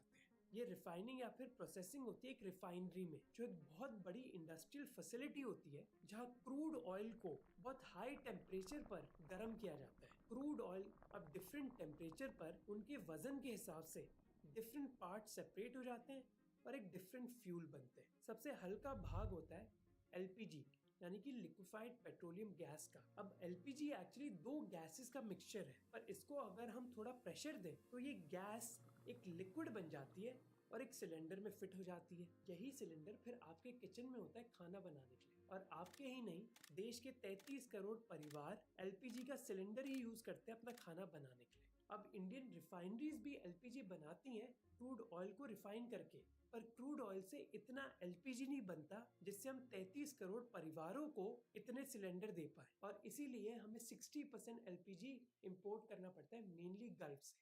अब बारी आती है पेट्रोल की, जिसको अमेरिका में लोग गैसोलीन बोलते हैं। ये पेट्रोल आपकी गाड़ी, बाइक या स्कूटर को चलाता है। देश में करीब 30 करोड़ से ज्यादा रजिस्टर्ड गाड़ियां हैं, और अगर आपको मिडिल ईस्ट की जंग का असर आपके सिलेंडर में नहीं दिखा तो आपको पेट्रोल पंप पे तो दिख ही जाएगा। पेट्रोल के बाद आता है एटीएफ, यानी कि एविएशन टर्बाइन फ्यूल। हर एयरक्राफ्ट एटीएफ से ही चलता है, और अगर एटीएफ के दाम बढ़ गए तो आपके एयरलाइन टिकट प्राइसेस भी बढ़ेंगे। फिर आता है डीजल, जो पेट्रोल और एटीएफ से भारी है और मानो देश के लिए ज्यादा इकोनॉमिकली इंपॉर्टेंट है, क्योंकि देश के ऑलमोस्ट सारे ट्रक्स डीजल पर चलते हैं। तो देश में जो भी मूवमेंट होती है, चाहे वो सब्जियों की हो या फिर फैक्ट्री के गुड्स की, वो डीजल के ट्रक पर ही निर्भर करती है। और अगर डीजल के दाम बढ़ गए तो ट्रांसपोर्टेशन कॉस्ट बढ़ जाएंगी। ट्रांसपोर्टेशन कॉस्ट बढ़ जाएगी तो जो भी आप चीज खरीदोगे जिसमें मूवमेंट इन्वॉल्व है, उसका दाम भी बढ़ जाएगा। तो देश क्रूड ऑयल इंपोर्ट करता है और स्टेट ओन्ड कंपनीज इस क्रूड ऑयल को रिफाइन करती है पेट्रोल, एटीएफ और डीजल बनाने के लिए। ये कंपनीज हो गई इंडियन ऑयल, बीपीसीएल या फिर एचपीसीएल, जिसके पेट्रोल पंप्स आपको मानो हर रोड पर मिल जाएंगे। क्योंकि ये सरकारी कंपनीज है, इसलिए सरकार डिसाइड करती है कि ये किस दाम पर बेच सकती है प्रोडक्ट्स। पर इनके अलावा रिलायंस एक प्राइवेट कंपनी है जो हमारे देश की सबसे बड़ी रिफाइनरी चलाती है गुजरात के जामनगर में। अब रिलायंस भी अपना पेट्रोल, डीजल, एटीएफ और एलपीजी बेचता है, पर क्योंकि ये सरकारी कंपनी नहीं है, वो डिसाइड कर सकते हैं कि वो किसको बेचेंगे और कितने दाम पर। वो ये प्रोडक्ट्स मेनली देश के बाहर एक्सपोर्ट करते हैं। जो देश में बचता है वो एयरलाइंस और फैक्ट्रीज को बेचती हैं। इनफैक्ट रिलायंस ने भी ऐलान किया है कि वो हर कस्टमर को मैक्सिमम 11 लीटर पेट्रोल ही देंगे। वो भी करे क्या, उनके पास भी इतनी सप्लाई नहीं है। तो अब हमें क्रूड ऑयल और उसके प्रोडक्ट्स की पूरी जानकारी मिल गई। सेकंड है नेचुरल गैस। नेचुरल गैस हमें क्रूड ऑयल से नहीं मिलती धरती के बहुत नीचे, बल्कि इसके खुद जियोलॉजिकल डिपॉजिट्स होते हैं, जहां हमारा 90% क्रूड ऑयल इंपोर्ट होता है। नेचुरल गैस हम करीब आधा ही इंपोर्ट करते हैं, तो इसमें थोड़ी हमारी सिचुएशन बेटर है। आपको नेचुरल गैस हमारे देश में 3 तरीके से दिखेंगी। पहली है सीएनजी, यानी कि कंप्रेस्ड नेचुरल गैस, जिससे ऑटोज और बसेस चलती हैं हमारे शहरों में। दूसरी है पाइप्ड गैस, जिससे हमारे देश के दिल्ली, मुंबई और अहमदाबाद जैसे शहरों में अंडरग्राउंड पाइप से लोगों के किचन में कुकिंग गैस दी जाती है। अब देश में मोस्ट लोग अपना खाना एलपीजी सिलेंडर से ही पकाते हैं, पर कुछ शहरों में जहां ये अंडरग्राउंड इंफ्रास्ट्रक्चर अच्छा है, वो नेचुरल गैस के पाइप्स यूज करते हैं खाना बनाने के लिए। तीसरी एप्लीकेशन, और मानो सबसे इंपॉर्टेंट एप्लीकेशन नेचुरल गैस की है यूरिया, जो सबसे पॉपुलर फर्टिलाइजर है इंडियन एग्रीकल्चर में। तो अगर नेचुरल गैस के दाम बढ़ गए, यूरिया के दाम बढ़ जाएंगे, जिसका मतलब है कि सारे खाने के दाम भी बढ़ जाएंगे। तो होपफुली अब आपके बेसिक्स क्लियर हो गए होंगे कि क्रूड ऑयल से एलपीजी, पेट्रोल, एटीएफ और डीजल बनता है, जिसका ज्यादातर भाग हमारा देश इंपोर्ट करता है, जबकि नेचुरल गैस से आपको सीएनजी मिलता है, किचन में पाइप गैस और किसानों को यूरिया। पर देश की करीब आधे से ज्यादा natural gas straight of Hormuz से आती है, जिससे आपको समझ आ गया होगा कि हमारे देश की इकोनॉमी कितनी डिपेंडेंट है इस छोटे से इलाके पे। स्ट्रेट ऑफ हॉर्मुज एक बहुत पतला सा सी रूट है जिस पर मानो पूरी ग्लोबल इकोनॉमी सिग्निफिकेंटली डिपेंडेंट है तेल और नेचुरल गैस के लिए। ये इलाका मानो एक ब्रिज की तरह है। अगर ये ब्रिज डगमगाने लगा तो दुनिया के ऑयल और नेचुरल गैस प्राइसेस बढ़ जाते हैं। अब आप में से कुछ लोग पूछोगे कि स्ट्रेट ऑफ हॉर्मुज पर हमारी इतनी डिपेंडेंस क्यों है। देखिए, गल्फ देश जो मेन प्रोड्यूसिंग देश है तेल और नेचुरल गैस के, उनके पास बस दो ही एग्जिट हैं अपना माल ट्रांसपोर्ट करने के। पहला है पर्शियन गल्फ से जो स्ट्रेट ऑफ हॉर्मुज से गुजरता है, और दूसरा है रेड सी के जरिए। आप बोल सकते हो कि सऊदी अरेबिया ये रूट यूज कर सकता है, पर इसमें कुछ प्रॉब्लम्स है। पहली बात, सऊदी अरेबिया के मोस्ट ऑयल फील्ड्स देश के ईस्ट में है। तो आप बोलोगे कि पाइपलाइन बना ले Saudi Arabia. Very good, Saudi Arabia ने एक्चुअली एक पाइपलाइन बना रखी है जो ईस्ट से यानबू की तरफ जाती है, जो उनका एक पोर्ट है रेड सी में। ये पाइपलाइन तेल के 25 लाख बैरल्स मूव कर सकती है हर दिन। 25 लाख बड़ा नंबर है, पर एक्चुअली सऊदी अरेबिया हर दिन 60 से 70 लाख बैरल एक्सपोर्ट करता है। तो अगर आपने सारा तेल ट्रांसफर कर भी दिया इस पाइपलाइन के जरिए, एक बड़ा गैप बच जाएगा। और ये रेड सी भी सेफ नहीं है, क्योंकि साउथ में है यमन, जहाँ कई हूती मिलिटेंट ग्रुप्स हैं जो ऑलरेडी हमें दिखा चुके हैं कि अगर किसी शिप ने उधर से गुजरने की कोशिश करी तो उस पर वो अटैक करने में हिचकिचाएंगे नहीं।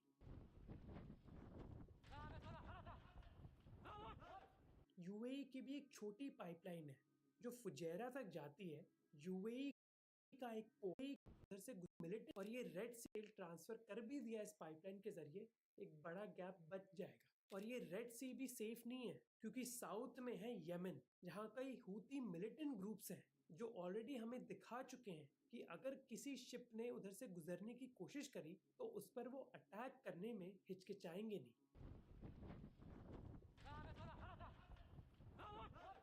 यूएई की भी एक छोटी पाइपलाइन है जो फुजैरा तक जाती है। यूएई का एक पोर्ट जो स्ट्रेट ऑफ हॉर्मुज के बाहर है, पर इधर भी वही प्रॉब्लम है जो सऊदी अरेबिया की है कि इस पोर्ट की कैपेसिटी बस 10 से 20 लाख बैरल की है, जबकि स्ट्रेट ऑफ हॉर्मुज से नॉर्मली 2 करोड़ बैरल्स गुजरते हैं हर दिन। दूसरे देशों की बात करें तो इराक और कुवैत के पास तो कोई ऑप्शंस है ही नहीं, और कतार के लिए जहां दुनिया की सबसे बड़ी नेचुरल गैस एक्सपोर्ट फैसिलिटी है, उनके पास भी कोई ऑल्टरनेटिव रूट नहीं है।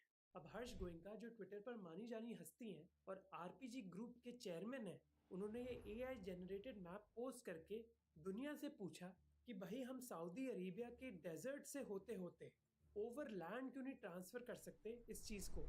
इस पोस्ट को करीब 4 करोड़ व्यूज भी मिले। अब हर्ष गोयनका को शायद पता नहीं होगा, पर एक single oil tanker 20 lakh barrel transport कर सकता है, जबकि एक ट्रक बस 200 बैरल ही। तो एक शिप को रिप्लेस करने के लिए आपको 1 लाख ट्रक्स की जरूरत होगी जो नॉन स्टॉप चल रहे होंगे, वो भी एक रेगिस्तान से। तो कंक्लूजन ये है कि हम स्ट्रेट ऑफ हॉर्मुज को इतनी इजीली रिप्लेस नहीं कर सकते, और इसलिए प्रेसिडेंट डोनाल्ड ट्रंप इतने गुस्से में थे रिसेंटली। प्रेसिडेंट ट्रंप ने तो खुलेआम धमकी दी ईरान को कि open the straits you crazy bastards और you will be living in hell, just watch, praise be to Allah. पर याद रहे कि President Trump doesn't care about the Strait of Hormuz, उनको पॉलिटिकली इंपैक्ट पड़ेगा तेल के दामों से। अब डोनाल्ड ट्रंप जरूर 2 बार सोच रहे होंगे गैस प्राइसेस के बारे में, पर ये डर चाइना को इतना नहीं है, क्योंकि यानचेंग जो चाइना में एक इंडस्ट्रियल पोर्ट सिटी है, उधर उन्होंने बड़े बड़े स्टोरेज टैंक्स बना रखे हैं नेचुरल गैस से। ये स्टोरेज इतनी बड़ी है कि बीजिंग में बसे 2.5 करोड़ लोगों को 2 महीने का सप्लाई सरकार खुद दे सकती है। क्योंकि देखो, एक नॉर्मल अमेरिकन को कुछ फर्क नहीं पड़ रहा कि ईरान में चल क्या रहा है। इनफैक्ट फॉक्स न्यूज ने जब कई यंग अमेरिकन का इंटरव्यू लिया फ्लोरिडा बीच में, कई लोगों को तो ये भी नहीं पता था कि ईरान के सुप्रीम लीडर है कौन। You must be happy. I'm very happy. The Ayatollah's dead. I'm so what? Who? What? What is that? Who the is Ayatollah? I have never heard that word in my life. उनके दिमाग में तो कुछ और ही चल रहा था। He was the supreme leader of Iran. He dead? Oh yeah, We killed him. you did? You killed him? Johnny. Politically president Trump पर असर तभी आएगा जब देश के सारे पेट्रोल पंप्स पर दाम बढ़ेंगे और पॉलिटिकल प्रेशर बढ़ेगा। अब इस वॉर से एनर्जी प्राइसेस पर इम्पैक्ट पड़ता कैसे? दो तरीकों से। पहला है बहुत डायरेक्ट, जब प्रोडक्शन फैसिलिटीज को ही डिस्ट्रॉय कर दिया जाता है। ऐसा ही हुआ जब ईरान ने कतार की 14 में से 2 नेचुरल गैस प्रोडक्शन यूनिट्स को ही डिस्ट्रॉय कर दिया, जिससे कतार की 17% एक्सपोर्ट कैपेसिटी ही डूब गई। ये बहुत बड़ी बात है क्योंकि इसको रिपेयर करने के लिए कतार को 2 से 5 साल लग सकते हैं। तो ये हुआ डायरेक्ट इम्पैक्ट। पर दूसरा एक इनडायरेक्ट इम्पैक्ट भी है, जब परसेप्शन बन जाता है कि भाई अभी मामला बहुत डेंजरस है। जो oil tankers straight of Hormuz जैसी लोकेशन से पास कर रहे हैं, उनको एक वॉर रिस्क इंश्योरेंस लेना पड़ता है। ये इंश्योरेंस उनकी शिप को भी कवर करता है और इस ऑयल को भी कवर करता है जो वो ट्रांसपोर्ट कर रहे हैं। जब ये रिस्क बढ़ता है, जैसे अभी ईरान वॉर में चल रहा है, तब ये इंश्योरेंस प्रीमियम्स भी बढ़ते हैं। जब इंश्योरेंस प्रीमियम बढ़ता है तो जो आप पेट्रोल का दाम दोगे पेट्रोल पंप में, वो भी बढ़ जाएगा। तो अब आपको पता चल गया कि स्ट्रेट ऑफ हॉर्मुज इतना ज़रूरी क्यों है। अब समझते हैं कि ईरान कंट्रोल कैसे आजमा रहा है इस स्ट्रेट पर।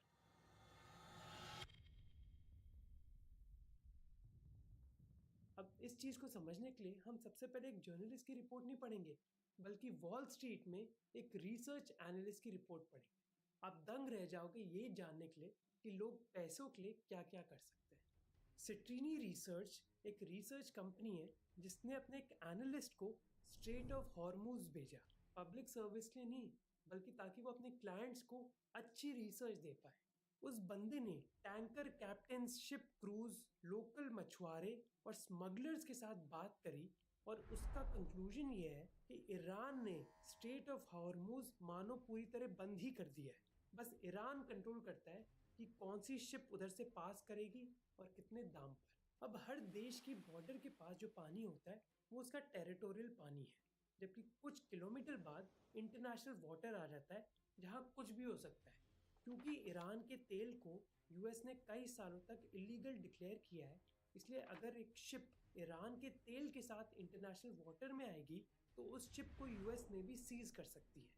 अब क्योंकि ईरान के पानी पर कोई फॉरेन नेवी घुस नहीं सकती, इसीलिए ईरान ने एक मानो टोल बूथ क्रिएट कर दिया है अपने पानी पर।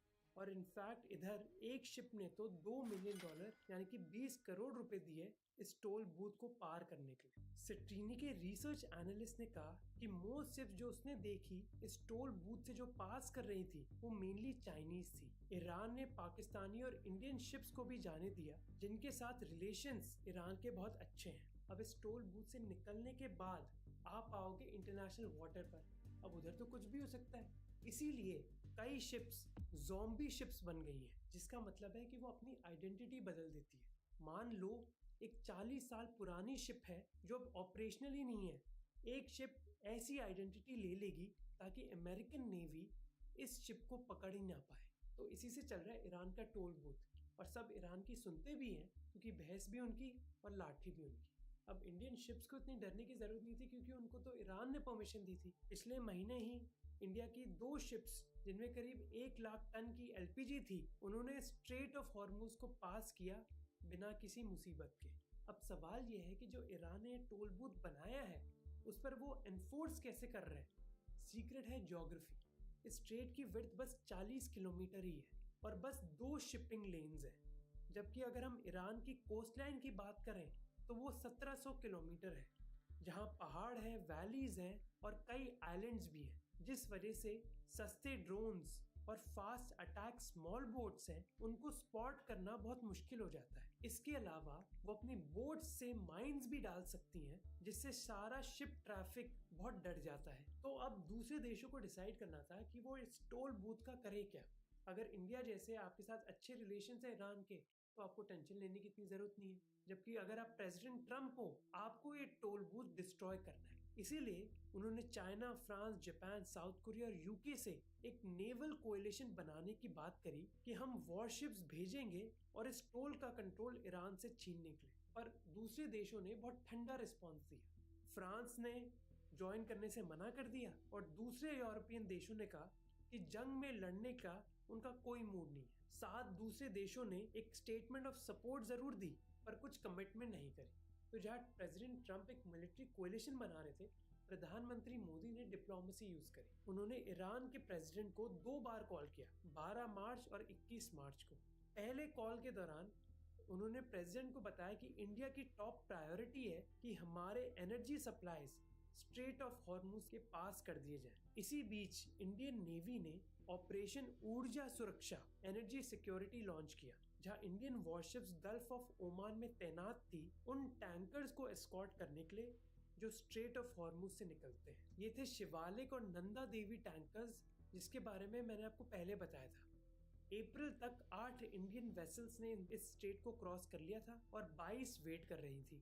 फिर 4 अप्रैल को 7 साल में पहली बार इंडिया ने डायरेक्टली ईरानियन ऑयल खरीदा, वो भी प्रेसिडेंट ट्रंप की मंजूरी के बाद। क्योंकि ऑयल के दाम इतने बढ़ रहे थे तो प्रेसिडेंट ट्रंप ने अप्रूवल दे दिया इंडिया को कि आप ईरान का तेल खरीद लो ताकि कम से कम प्राइसेस तो कम हुए। इससे पहले यूएस ने ही सैंक्शंस लगाए रखे थे ईरानियन ऑयल पर कि कोई खरीद नहीं सकता उसको। अभी तो भारत सरकार डिप्लोमेसी यूज कर रही है इस चीज को सॉल्व करने के लिए, पर आम भारतीय तो एनर्जी क्राइसिस फेस कर ही रहा है। अब मैं आपको बताना चाहता हूँ कि आपकी जिंदगी पर क्या असर पड़ेगा इस मिडिल ईस्ट वॉर का, और ये असर आप 3 चीजों में देख सकते हो।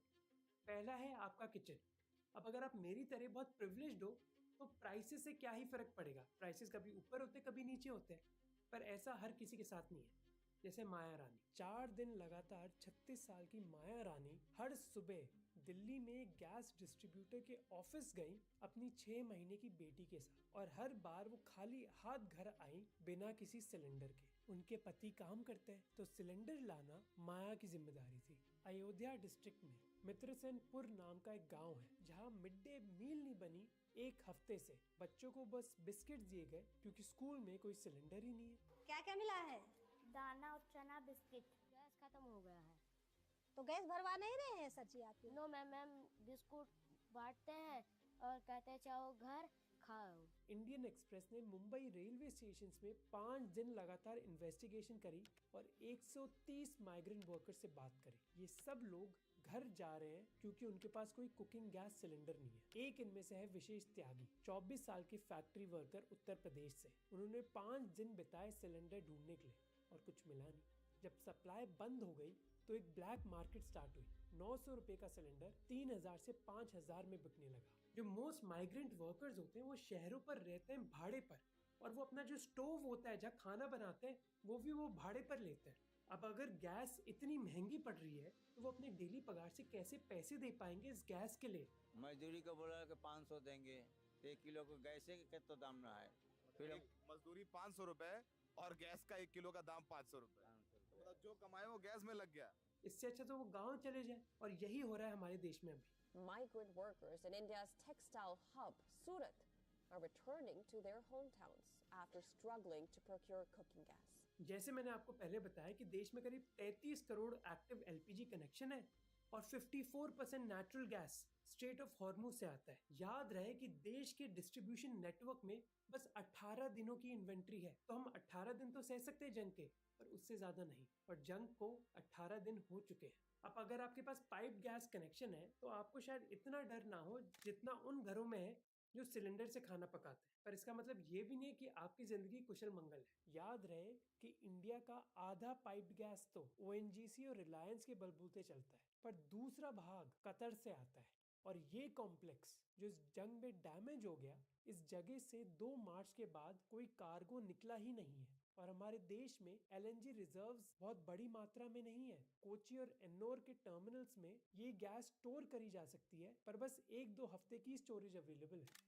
अब ये तो हो गई किचन की बात। कई छोटे छोटे बिजनेसेस जिनका धंधा ही सिलेंडर या फिर गैस से चलता है वो तो बंद ही हो गए। रेस्टोरेंट, स्ट्रीट वेंडर्स, केटरर्स, कईयों के पास तो 1-2 दिन का ही स्टॉक था, वो क्या करेंगे बेचारे। और ये बस किचन की बात नहीं है, एलपीजी डाई फैब्रिक हीटिंग में भी यूज किया जाता है। जैसे सूरत में 200 टेक्सटाइल फैक्ट्रीज बंद हो गई और कम से कम 5 लाख डेली मजदूर को शहर छोड़कर गांव जाना पड़ा। The president of the Processors Association says 500,000 day laborers have lost their jobs due to the shortage and have already left Surat.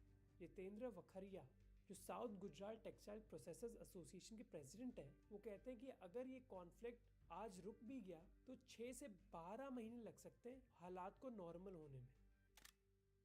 अब तीसरा पॉइंट है आपके ट्रैवल के बारे में। पेट्रोल पंप पर जाओगे तो शायद आपको इंपैक्ट दिख जाएगा इस जंग का। क्रूड ऑयल का प्राइस एक बैरल के लिए $120 तक पहुंच गया था और कई सरकारी रिटेलर्स जैसे इंडियन ऑयल, बीपीसीएल या फिर एचपी हर लीटर पर 24 और 30 रुपए लॉस झेल रहे थे क्योंकि उनको सरकार ने कहा था। अब सरकार इन कंपनीज को तो कह सकती है कि जो पेट्रोल का दाम है उसको आप चेंज मत करना, पर सरकार का डीजल पर इतना कंट्रोल नहीं है, स्पेशली बल्क डीजल पर। ये वो डीजल है जिससे फैक्ट्रीज चलती हैं, जिससे जनरेटर्स चलते हैं और जिससे रेफ्रिजरेटेड ट्रक्स चलते हैं। ये मार्केट रेट पर बिकता है और इसका दाम 22 रुपए पर लीटर तक बढ़ चुका है। अब आप इमेजिन करो कि एक वेयरहाउस है जो रेफ्रिजरेटेड है और जहां वो सब्जी और फल रखते हैं। वो ये रेफ्रिजरेशन करते कैसे हैं? जनरेटर से। ये जनरेटर कैसे चलता है? डीजल से। अब डीजल के दाम बढ़ गए तो उनकी कॉस्ट बढ़ गई और ये कॉस्ट आपको झेलनी पड़ेगी जब आप फल और सब्जियां खरीदोगे। अब हम हजारों किलोमीटर दूर हैं मिडिल ईस्ट से, इसलिए आपको ऑयल क्राइसिस शायद लगेगा नहीं। ये कोई बड़ा क्राइसिस नहीं है, पर कई छोटी छोटी प्रॉब्लम्स हैं जो आप एक साथ मर्ज कर दोगे जब आपके बटुए पर असर पड़ेगा। एयर ट्रैवल की बात करें तो एयर टर्बाइन फ्यूल के प्राइसेस हर किलोलीटर के हिसाब से 2 लाख रुपए क्रॉस कर चुके हैं, यानी ये दाम तिगने हो गए। अब जब एयर ट्रैवल में फ्यूल 30 to 40% कॉस्ट होती है एक एयरलाइन के लिए, तो आप खुद ही इमेजिन करो, ऑब्वियसली एयर टिकट प्राइसेस तो बढ़ेंगे ही ना। तो अब इस क्राइसिस को टैकल करने के लिए सरकार ने क्या किया? उन्होंने डिसाइड किया कि वो सबसे पहले हाउस होल्ड्स को प्रोटेक्ट करेंगे। उन्होंने 8 लाख टन का एलपीजी यूएस, रशिया और ऑस्ट्रेलिया से खरीदा और डोमेस्टिक प्रोडक्शन 40% तक बढ़ा दिया। इसीलिए सरकार ने कहा कि जो घर में सिलेंडर बिकते हैं उसके हम प्राइसेस नहीं बढ़ाएंगे। इस वजह से सरकार को कितना नुकसान हुआ? हर साल का 28,000 करोड़ रुपए। पर कमर्शियल सिलेंडर्स के तो दाम फिर भी 11% से बढ़ गए, यानी कि जो बिजनेसेस हैं उनको ये प्रॉब्लम झेलनी पड़ेगी। ऐसा ही कुछ पाइप गैस के साथ हुआ। इंडस्ट्रियल कंज्यूमर्स को बोला गया कि आपकी सप्लाई 20% कटेगी ताकि सीएनजी गाड़ियों और घरों तक पाइप गैस पहुंच पाए। पेट्रोल और डीजल की बात करें तो सरकार और दूसरी कंपनीज में एक डील थी। कई महीने पहले जब प्राइसेस बहुत कम थे, इन कंपनीज ने अपने दाम नहीं कम करे। सरकार ने कहा कि आप खूब पैसे कमाओ भी, पर अगर फ्यूचर में प्राइसेस बढ़ जाते हैं तो हम आपको अलाउ नहीं करेंगे प्राइसेस बढ़ाने के।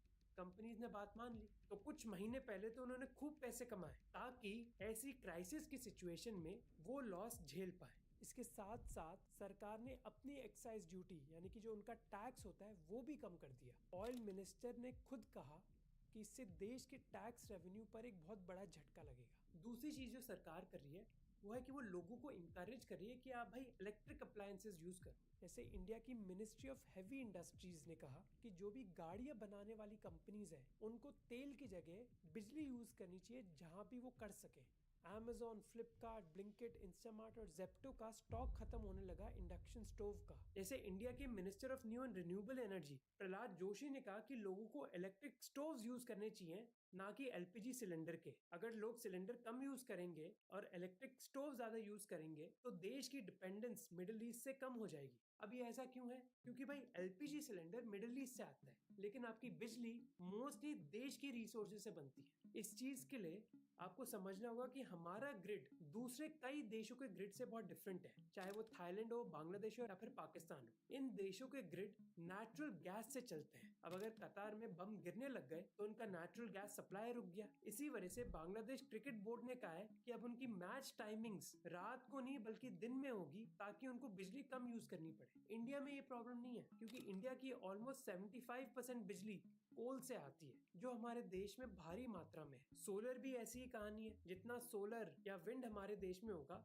उतनी डिपेंडेंस हमारी कम हो जाएगी। अब नेचुरल गैस के पावर प्लांट जरूर है हमारे देश में, पर इनका कंट्रीब्यूशन बहुत कम है। इसीलिए मिनिस्ट्री ऑफ पावर के सेक्रेटरी पंकज अग्रवाल ने कहा कि हमें अच्छी उम्मीद है कि मिडिल ईस्ट क्राइसिस से कम हमारे इलेक्ट्रिक ग्रिड पर कोई इम्पैक्ट नहीं होगा। पर देखो ये भी बात नहीं है कि हमारा देश कोल इंपोर्ट नहीं करता। हमारा देश कोल इंपोर्ट करता है, वो इस वजह से है क्योंकि जो कोल हमारे देश में है वो लो क्वालिटी कोल है। अब उसको हम हाई क्वालिटी बना सकते हैं, पर उसके लिए एक बहुत बड़ी इन्वेस्टमेंट हमें चाहिए होगी ऐसी फैसिलिटीज को बनाने के लिए। इसलिए अब हम हायर ग्रेड कोल भी इंपोर्ट करते हैं, जिसका मतलब है कि एक जियोपॉलिटिकल रिस्क हमारी इलेक्ट्रिसिटी में भी है। और इसीलिए अमिताभ कांत जो नीति आयोग के सीईओ थे वो कहते हैं कि हमें रिन्यूएबल्स और बैटरी स्टोरेज में इन्वेस्टमेंट करनी होगी ताकि हमें दूसरे देशों पर डिपेंडेंट होना ही ना पड़े। अब बैटरी स्टोरेज क्यों? क्योंकि भाई अगर बादल आ गए तो सोलर क्या घंटा काम करेगा?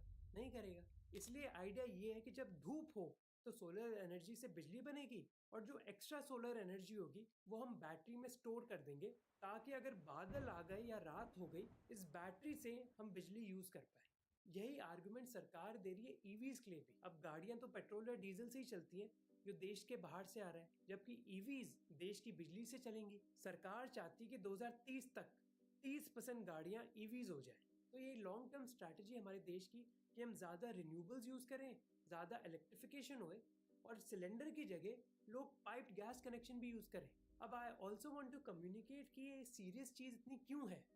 This is a very big priority for our government, क्योंकि देखो, गैस सिलेंडर या फिर पेट्रोल पंप में दाम बढ़ गए, उससे एक मैक्रो इम्पैक्ट होता है। मिनिस्ट्री ऑफ फाइनेंस ने बताया कि जब क्रूड ऑयल प्राइसेस 10% से बढ़ते हैं तो महंगाई 0.3% बढ़ सकती है। और अभी हमारे देश में प्रॉब्लम ये है कि ऑयल के दाम बढ़ रहे हैं, पर हमारे देश में डबल प्रॉब्लम है। एक तो ऑयल के दाम बढ़ रहे हैं, दूसरा इंडियन रुपी की धज्जियां उड़ी हुई है। और ये इंटर रिलेटेड है। जितने ज्यादा डॉलर हमें खर्च करने पड़ते हैं ऑयल खरीदने में, उसी वजह से डॉलर की डिमांड बढ़ जाती है और रुपये की कम हो जाती है। इसलिए रुपया अभी इतना कमजोर है और इस कमजोरी की वजह से कई फॉरेन इन्वेस्टर्स देश छोड़कर जा रहे हैं। मई में ही रिकॉर्ड 1 लाख करोड़ से ज्यादा रुपए देश छोड़कर चले गए, क्योंकि इन्वेस्टर्स के लिए बहुत मुश्किल हो गया समझना कि भाई रुपये की वैल्यू कहाँ तक जाएगी। और देखो, ये एक बहुत बुरा साइकिल है हमारी सरकार के लिए, क्योंकि तेल के दाम बढ़ रहे हैं और फिर रुपये कमजोर हो रहा है। रुपये कमजोर हो रहा है, इसका मतलब है कि सेम तेल खरीदने के लिए आपको और पैसे खर्च करने पड़ रहे हैं, इसका मतलब है कि रुपये कमजोर हो रहा है और ये साइकिल चलता रहता है। इसके अलावा सरकार को एलपीजी सब्सिडीज में पैसे खर्च करने पड़ रहे हैं, ताकि गरीब लोग बेचारे खाना तो पका पाए, जिसका मतलब है कि सरकार का बजट गया तेल लेने। अब अगर इनकम कम होगी और आप खर्चे ज्यादा करोगे, ऑब्वियसली प्रॉब्लम तो आएगी ना। अब इस सिचुएशन में आप एआई को भी जोड़ दो, इस वजह से इंडियन स्टॉक मार्केट की हालत पतली हो गई है। जब से ये वॉर स्टार्ट हुई है, इंडियन स्टॉक्स की वैल्यू 40 लाख करोड़ से कम हो गई है। तो अब आगे जाके होगा क्या? अब देखो, मेरे पास कोई जादुई झड़ी तो नहीं है। जब तक स्ट्रेट ऑफ हॉर्मुज नहीं खुलता तब तक प्रॉब्लम तो बनी रहेगी, क्योंकि ये तो है नहीं एक दिन में पूरे सोलर प्लांट लग जाएंगे, विंड प्लांट लग जाएंगे और इंडक्शन स्टोव्स आ जाएंगे सबके घरों में। इसीलिए एलपीजी सिलेंडर की बात रही तो चाहे ईरान हमारा कितना भी अच्छा दोस्त हो, पर 3 से 4 हफ्ते तो लग सकते हैं इस सप्लाई चेन को रिस्टोर होने में। पेट्रोल और डीजल में तो सरकार के पास ज्यादा कंट्रोल है, क्योंकि वो सरकारी कंपनीज को कह सकते हैं कि भाई आप प्राइसेस बढ़ाओगे नहीं, पर ये कब तक चलेगा, क्योंकि इससे भी सरकार का ही नुकसान हो रहा है। अगर हम जेट फ्यूल की बात करें तो इंटरनेशनल एसोसिएशन ने पहले ही बोल दिया कि अगर स्ट्रेट ऑफ हॉर्मुज खुल भी गया तो महीने लग सकते हैं एविएशन टर्बाइन फ्यूल की सप्लाई रिस्टोर होने में। और सप्लाई रिस्टोर हो भी गई तो ये नहीं कि दाम इमीडिएटली कम हो जाएंगे, क्योंकि याद रहे मैंने वॉर रिस्क इंश्योरेंस की बात करी थी कि हर शिप जो स्ट्रेट से गुजरती है उसको इंश्योरेंस लेना पड़ता है।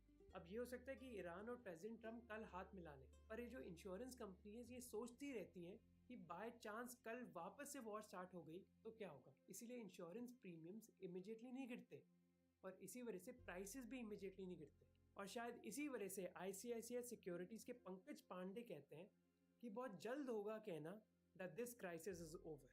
And perhaps now you realize कि जब मिडिल ईस्ट में बम फटते हैं तो उसकी गूंजें हमारे घर में क्यों सुनाई देती है, चाहे वो हरियाणा हो, गुजरात या फिर Delhi.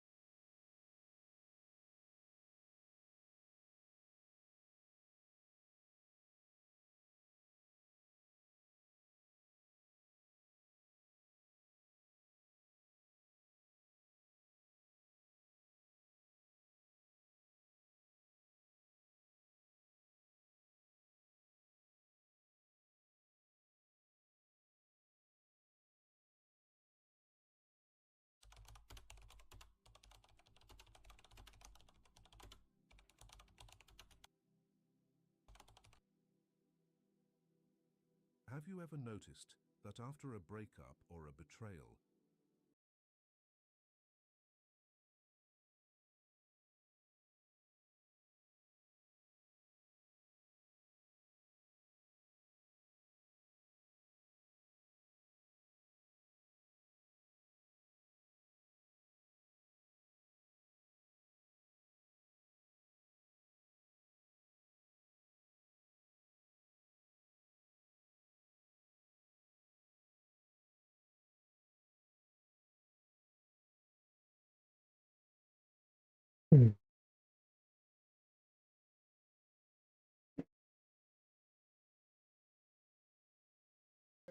So another important thing is whatever is above in the timeline is also on top. So of course, what I want to be on top of everything is the line art. Let's move closer to see what I'm doing. And if the preview looks too low quality, you can always change the resolution here to full resolution.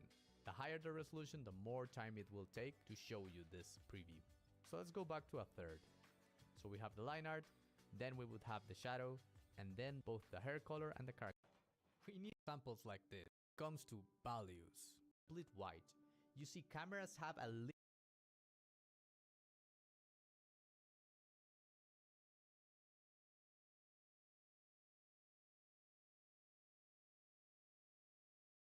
Hmm.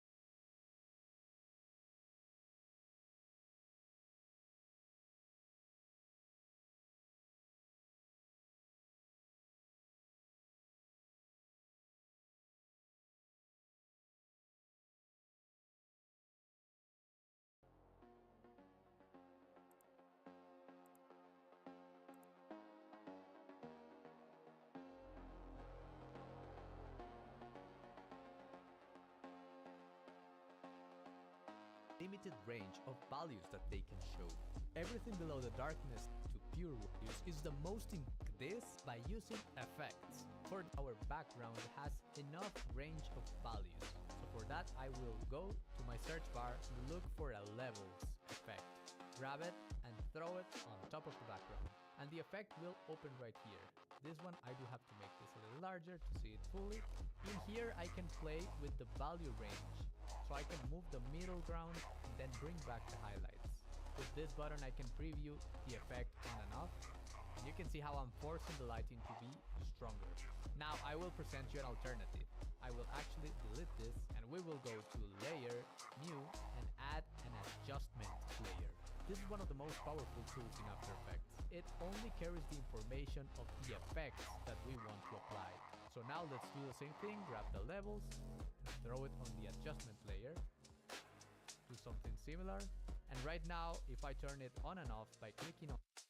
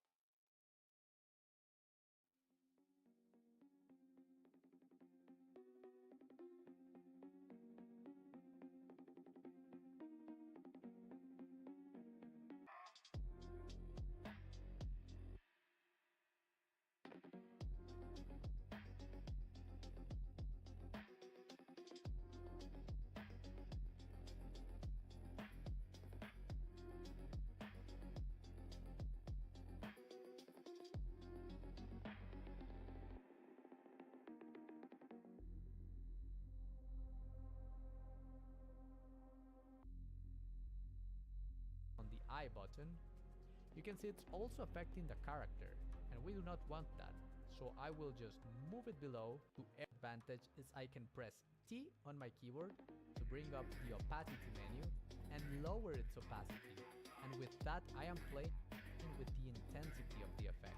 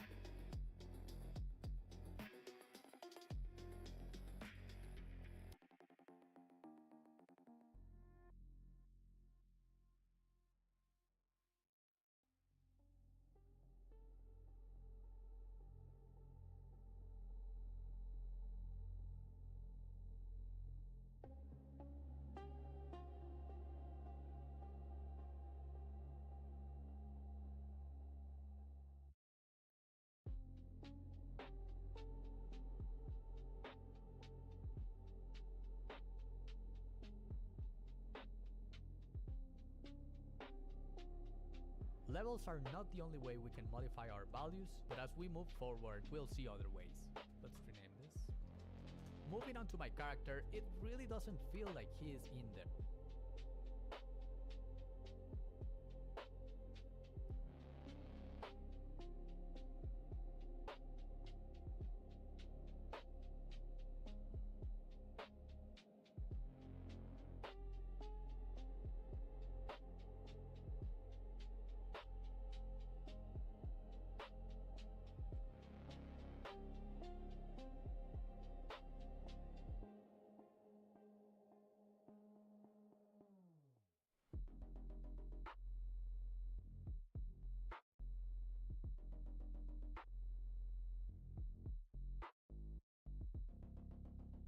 Even if I turn on my shadows pass and use a blending mode by clicking under mode,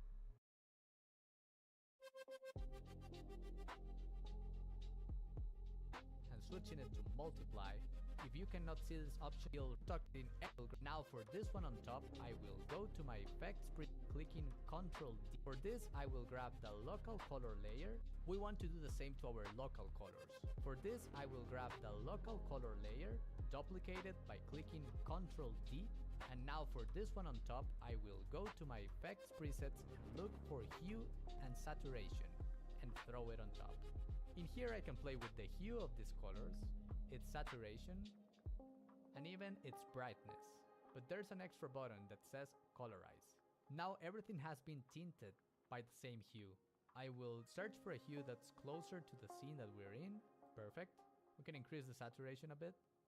And now by using a color blending mode, we will apply it on top. And you can see this doesn't work right now. I will press T for my opacity and throw it to 0.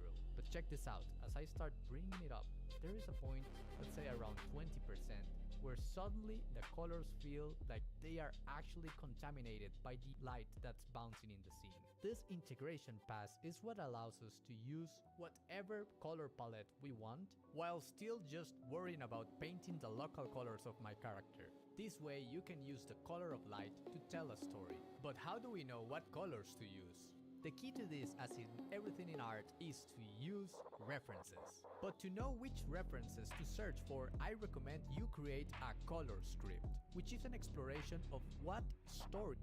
Let's apply all of this to our scene. I will click on the character hair color and go to Layer, New, Solid. A solid is just a shape of a single color. Right now it will fill the entire screen, and I will fill it with her normal hair color. Click on fill the entire lid.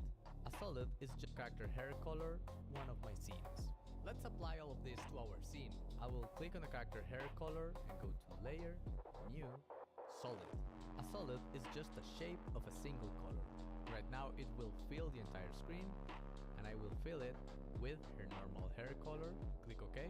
Now it's on top of everything. And what we will do is, while selecting the solid that we created, go to the rectangle tool and click it to create a mask. I will drag it across the screen, right at the point where her hair gradient will start, and see the solid is only lasting for a single second, so I have to stretch it to the end of the composition. And by clicking on this arrow, click again to open the mask options, and you can go to the feather option, which is how soft its edge is, and make it bigger. But this time I will select all hair color on top of the blue solid, and in the solid go to this option and select the matte to be the hair color, and now it's working. Okay, let's create an integration pass, but this time I will select all the layers that have the character's main color and click Ctrl Shift C to create a pre-comp. Now we have all her color excluding the line art. Let's close this.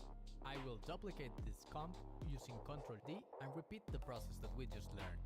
In this scene the integration is very subtle, but you can see cases like this hallway scene where the integration actually carries a lot of weight. I will turn our shadow layer to a multiply blending mode, and now that we know how to lower the opacity, we will press T.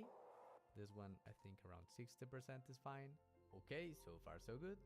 Now we can start working with gradients.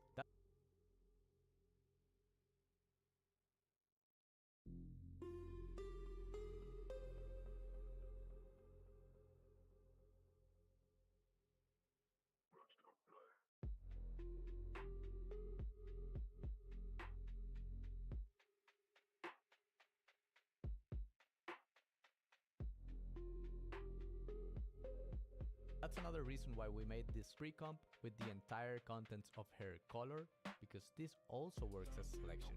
If I duplicate it and place it here on top of the line art, turn off its opacity because we don't need it, it's only going to be a mask. We can make a new solid. Let's use a color like this one, maybe saturate it a little more and make it more greenish. Click OK, extend it to the end, and now we have this. Again, we're going to make a mask.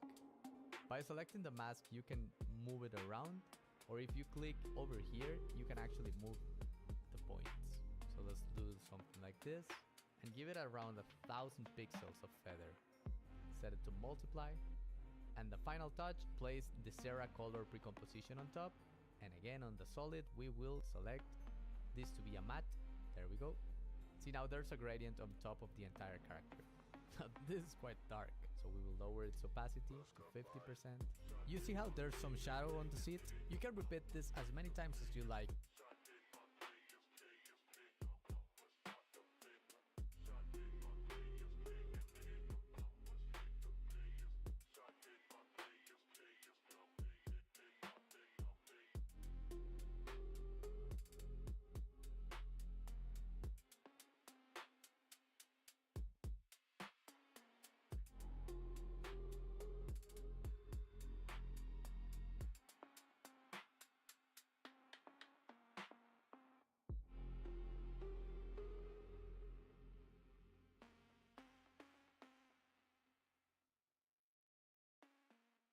Using solids to create gradients and then masking it to your character. This one I will just use the pen tool to do something like this. Move this on top. Let's just set it to multiply. We can make it so it's not there at the start, and only after this drawing we start having this. To change the colors of the solid, all I have to do is go to layer, solid settings. Let's make it more saturated, but lower its opacity. I actually like it quite a bit. So just like we have a gradient from below, we could have another one from behind.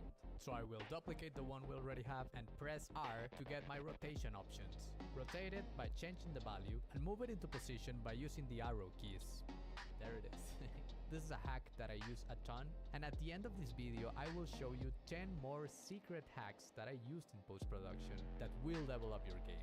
I also recommend you give my cel-shading video a watch after this one, as it will teach you all about the steps we're going to apply so you know how to export your animation correctly.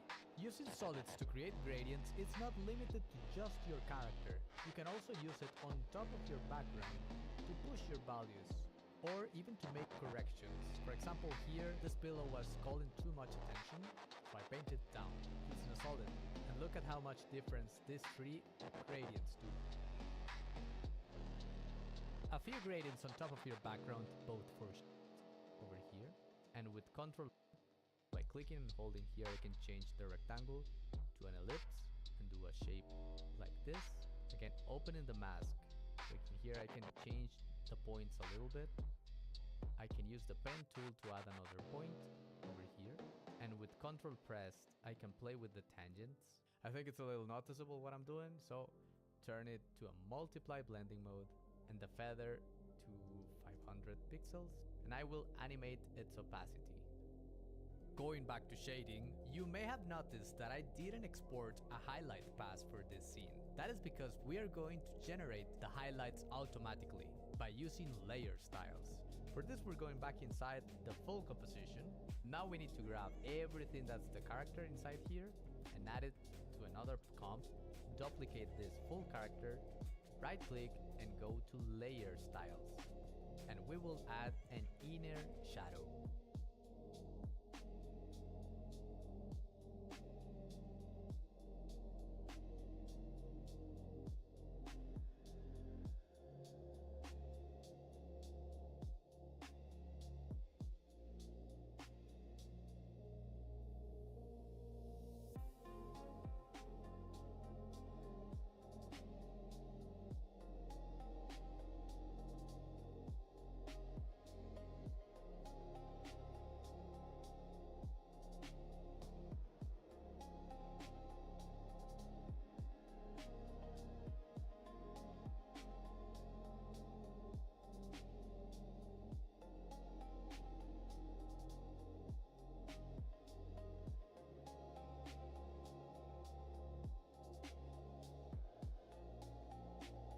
So right click another comp to grab everything that's the character inside here and add it to another comp, duplicate this full character, right click and go to layer styles.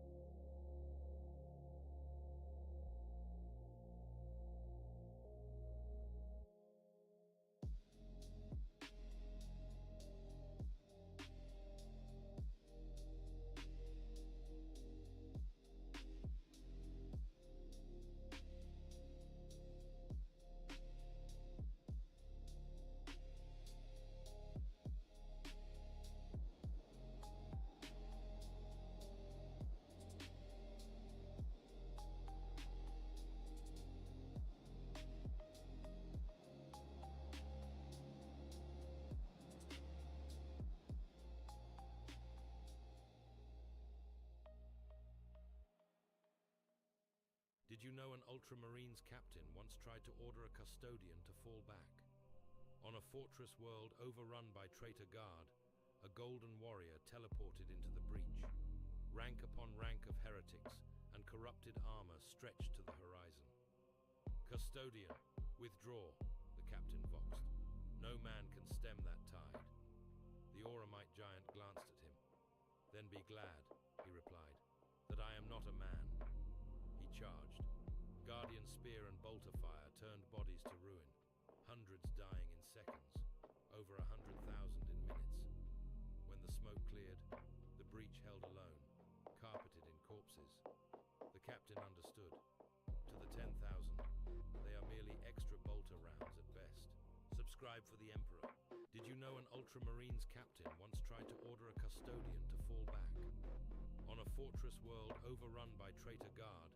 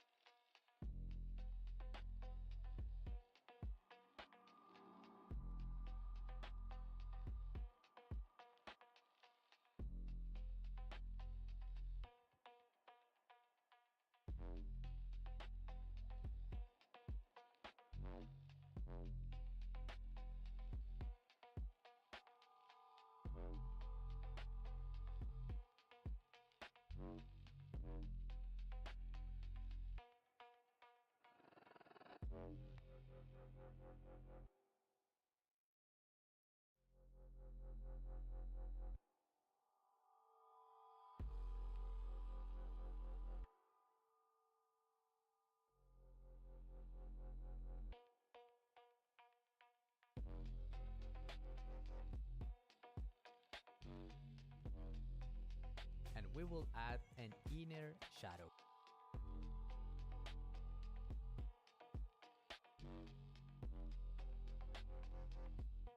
So right now what the layer style is doing, let's make this bigger, is by moving the distance and the angle, it's offsetting the entire silhouette of the character, and it has the entire animation. We will create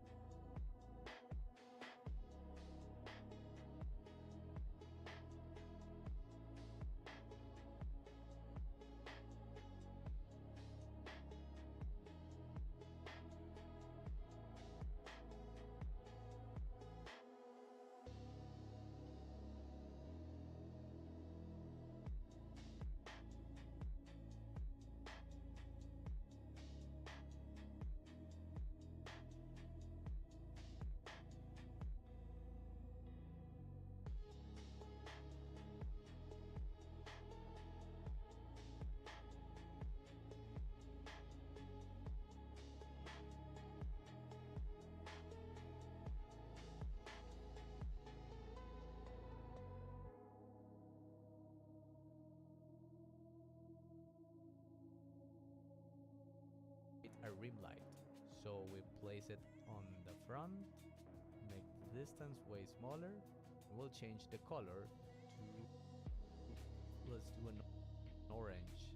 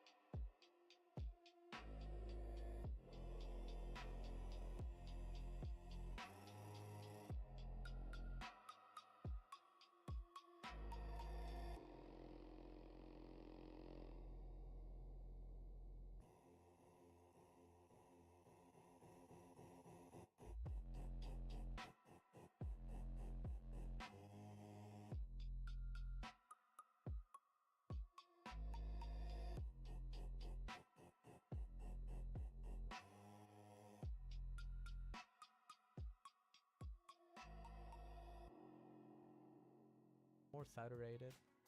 And the blending mode. Let's do linear dodge. And the size is actually how soft edge we want to make it. So let's do.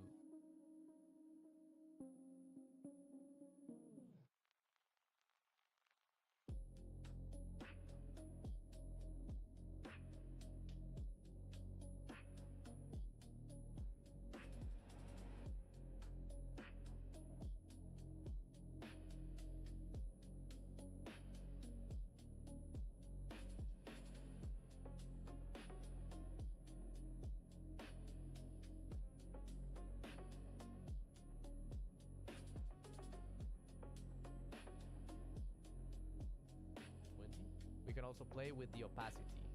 So this is 100%.